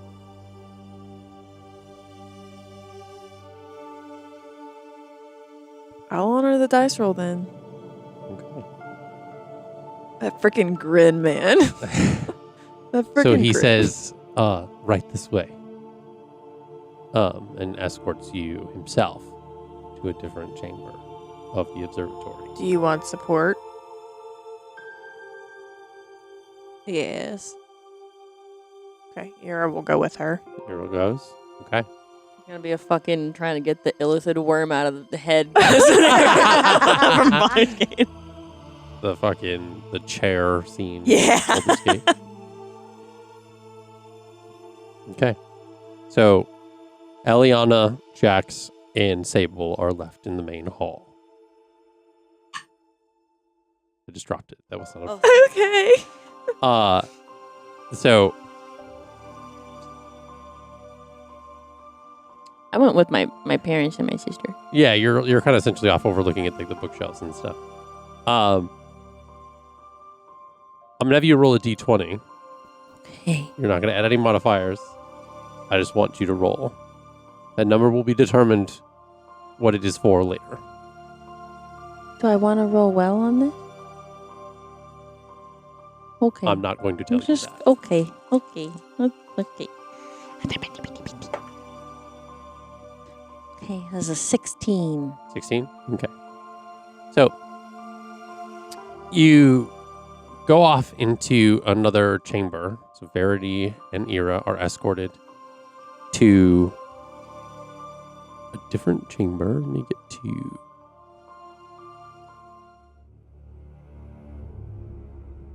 Sorry, just kidding. Okay. I was about to say, is boss music about to start playing again? No, I just wanted to fake you out. So you are brought to the Chamber of Infinite Reflections, a hidden chamber deep within the observatory, accessible only to those granted permission by Zephyrin. Inside, there are towering mirrored surfaces stretching endlessly in all directions, reflecting not only one's physical form, but also fragmented glimpses of past lives, possible futures, and even alternate versions of oneself from other planes of existence. Jeez. There is a single, kind of very much similar to the other place. There's like one of like those like, kind of like, I figure out the right name for it. It's like, but the bed chairs where you can kind of lay down. And he gestures for you to lay down amidst. Then it's like set in the center of all of this. Verity lays down. And he begins to go into this kind of trance as his kind of eyes kind of go white, and he's kind of saying these somatic components as his hands kind of do this like symbol, and then he kind of goes like this in front of your face as he's standing next to you, and you immediately slip into this like falling back like unconscious, and you find yourself in a void. Not similar to the one that you had seen Elliana in before. But this is a different, more blackened expanse. And you see amidst like your wrists that there is like this like almost like bracelet, not like a handcuff or anything, but something that's like kind of connected to a series of kind of ethereal kind of like glowing purple chains that kind of extend into nowhere. As you're kind of floating there amidst this void. And you see almost like it almost looks like it's sitting on a pedestal, but it's just like on nothing. This small, like long, not like small, but a long piece of parchment with writing in Infernal on it that has your name signed at the bottom in blood. And you hear from the darkness a set of footsteps. As you see appearing out of the shadows is a man, or what looks like a man, in a hooded cloak. The robes kind of almost like flying off as if they're being blown by breeze. His face looks completely covered by other like wrappings, and his eyes glowing this like teal green. He carries with him it looks like a cane, almost like a walking stick, but it's almost like completely made of shadows as he walks forward. Different like leather and kind of belts and stuff kind of wrap around as this like long flowing kind of black robe kind of kicks around his feet as he walks forward. And the hooded figure stands before you and says,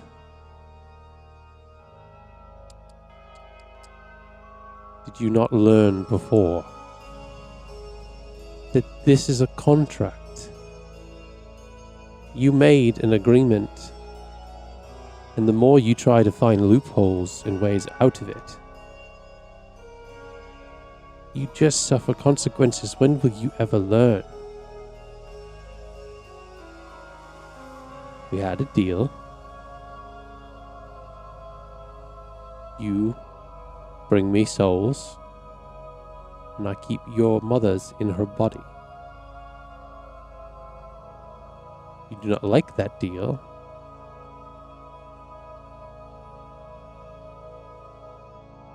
I'm a reasonable patron of sorts, I'd like to think.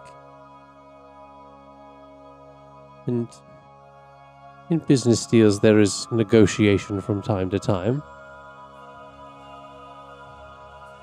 I'll give you an opportunity. We can renegotiate this deal, but it will come at a price. And don't take my kindness for weakness. There's always a hefty price. Meanwhile, in this room, Ira, you see essentially Verity's like, it's not like a normal set of like sleep or like unconsciousness. Her like almost body kind of just goes like limp. And you see this kind of like purple kind of like connection thread to both of Zephyr's hands that's like connecting to Verity, but you see it's like it almost as if it prism like it hits a prism and the light kind of like shoots out to all the mirrors in the room, almost so that you almost kind of have to step back towards the doorway to kind of allow them to hit every single part of the mirrors. As you do, you see what looks like normal reflectiveness in these mirrors. They all just go. It's almost as if each of the reflections just gets blackened out, as if somebody took black paint and starts painting over all of the different mirrors. And it happens like one by one in kind of this random pattern amidst the whole room. As this purple, like kind of like almost now spider web is like shooting out into this like room of like black. And because of the way that the light is hitting this room, there's like not really any windows or anything. It's almost as if you yourself are sitting in this like blackened void of a room. As the seams of the mirrors almost seem to kind of vanish amidst the blackness. And Verity doesn't look like she's in distress. There seems to be a level of almost, I don't want to say relaxation, but there's just definitely like a lack of tension. Yeah. I'm going to use something to make a decision. Okay.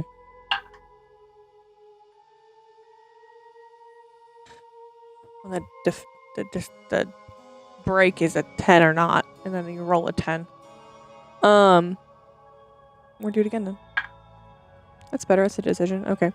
I was rolling to see whether or not I wanted to provide guidance to the priest, but I rolled below a 10, so I will not be providing guidance to the priest. So you're just going to kind of just stay out of the way, support and observe. Mm-hmm. Okay. Also, just for shits and gigs, I think I made all your stay back with Jax. That's fair. Back in this expanse. My body is shaking right now.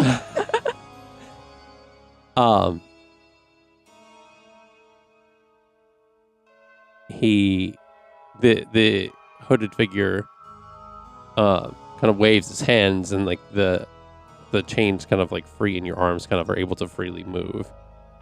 And he says, "What is it that you want or desire?"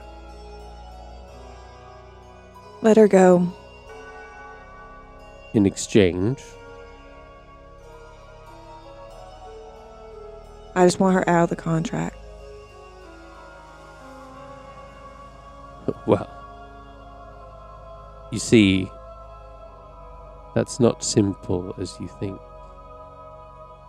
There are other forces at play here that even I myself dare not to tangle with.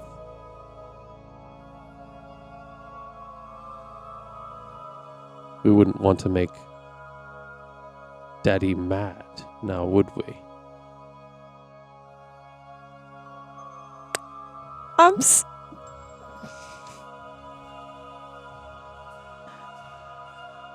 Are you referring to yourself No. or your father? Because this is very confusing. I'm referring to your Yeah. father. Like,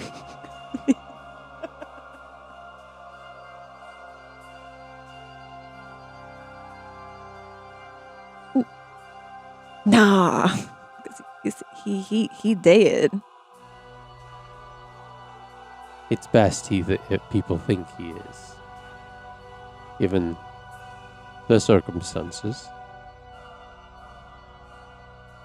But I'll make a counter offer. Because there is a cure for your mother. I just cannot facilitate it. That you'll have to find elsewhere. But I will say, I've done enough damage that there's nothing that says that our relationship can't be cordial, given the circumstances, and your friends seem to be capable enough, given that they can take down a god.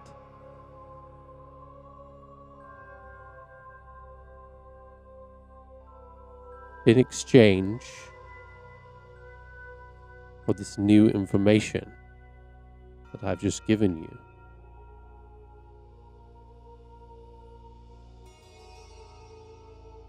our relationship can be friendly, in that I don't have to have as much of a firm hand as I've had before. You've endured long enough. You will still need to provide me with souls, but that can be a deliberation when it comes to when and which.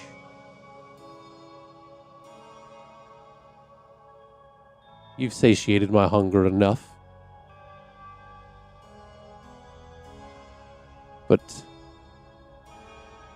let's make sure I do not get famished. Or then we wouldn't have a very good friendly relationship now, would we?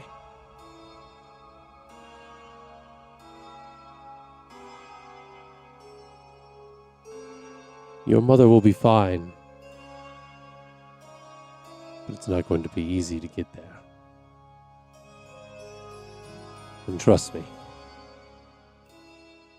your dad is very much alive.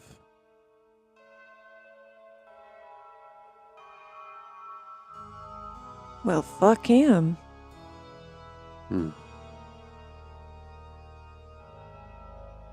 You'll see soon enough. And you see the parchment that was in front. It almost as if like it kind of elongates, and there's like a new like sets of clauses are being kind of like written in like this like fiery kind of print. I wouldn't want to deprive you of the powers that you've been given. And you can consider this a happy arrangement on my end. Speak freely. Talk about it as you want. Talk about me as you want. It's not going to hurt my feelings, and it won't hurt you anymore either. You can be free to live your life. But when I call, you will answer. And then we can talk as friends.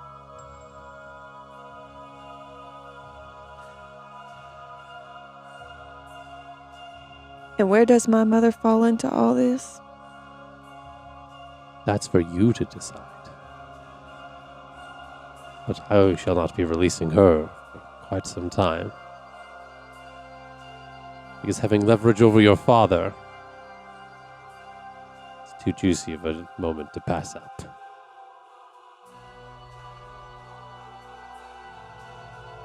Ta-ta for now.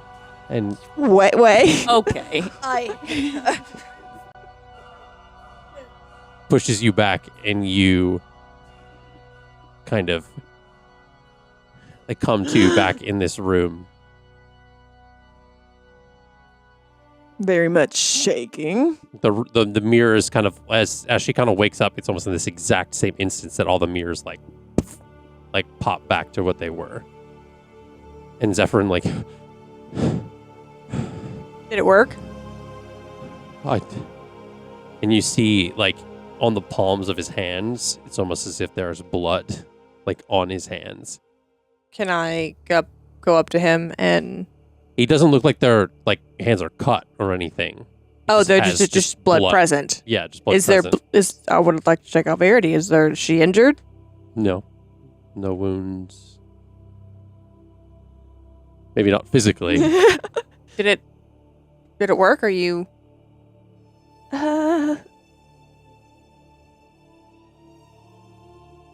new clause was added. What?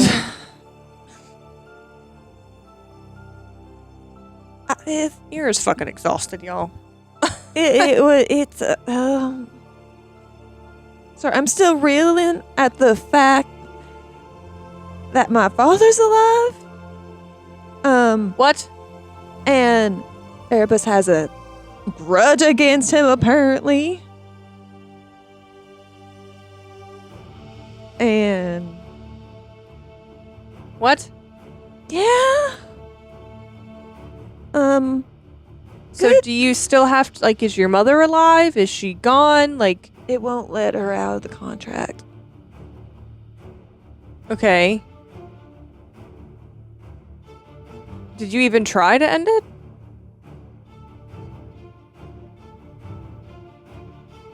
Or did you get in there and forget that's why you were there? I was going to get out of it anyway. Apparently, the words Erebus used was juicy when it came to whatever's going on with my father. In what way did he use that word? It doesn't feel like an appropriate exchange for a patron and their warlock. What? The hold that it has over my mother is too juicy to let go because of what will happen with. So you thought your father was dead? I mean, we were. Did you see his body? No one saw it. I mean, it was just one day they showed up and said that he was just missing. Well, missing doesn't. No one's ever dead unless you see the body. You gotta see the body. He went on a mission and they hadn't heard from him in months, and they just assumed he was dead. And I mean, it's been, 8 years or something like that. Longer? No, it's been longer than that. Were you little? Let's see here. This poor guy's just sitting here. I'm trying to do math here. There's an 8-year difference between Nadine and Verity. I was about 10. Oh, so you were little. Yeah, How old is Verity now? 26. Oh. So 16 years. Whole baby. You were a whole baby. Nadine was 2. So, what now? You still gonna write names in your book and you're gonna have to bite off your tongue when you think about them, or? No, I have more free will with that, but it's more so when the names do pop up, I have no choice in that matter. So if it's me. We'll get to there if we ever get to it. I'd rather not think about it.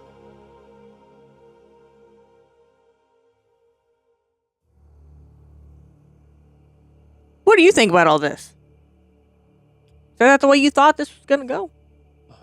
No, I desperately need to clean my hands. Verity presses dissertations. Thank you. I'm sorry. I did try to say that there was no guarantee. No. You, I am not upset with. This one for not fighting back again is the one I am upset with. And you hear, like, in your brain, a whisper of the words, Hellspanalter Infertanis. That sounds like As Latin, the- it does. As the illness for your mother. What it's called. Can you spell that for me? I know that's long. HELLS. Hold on. I can't. Hells. Hellish. Okay. PANALTAR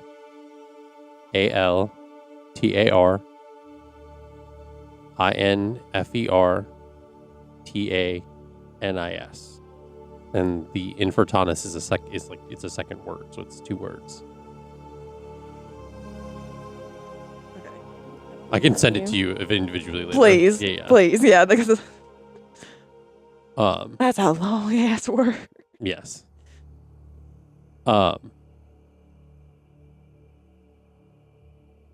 But yeah, that's what you hear as far as like the last little bit of information that he gives you.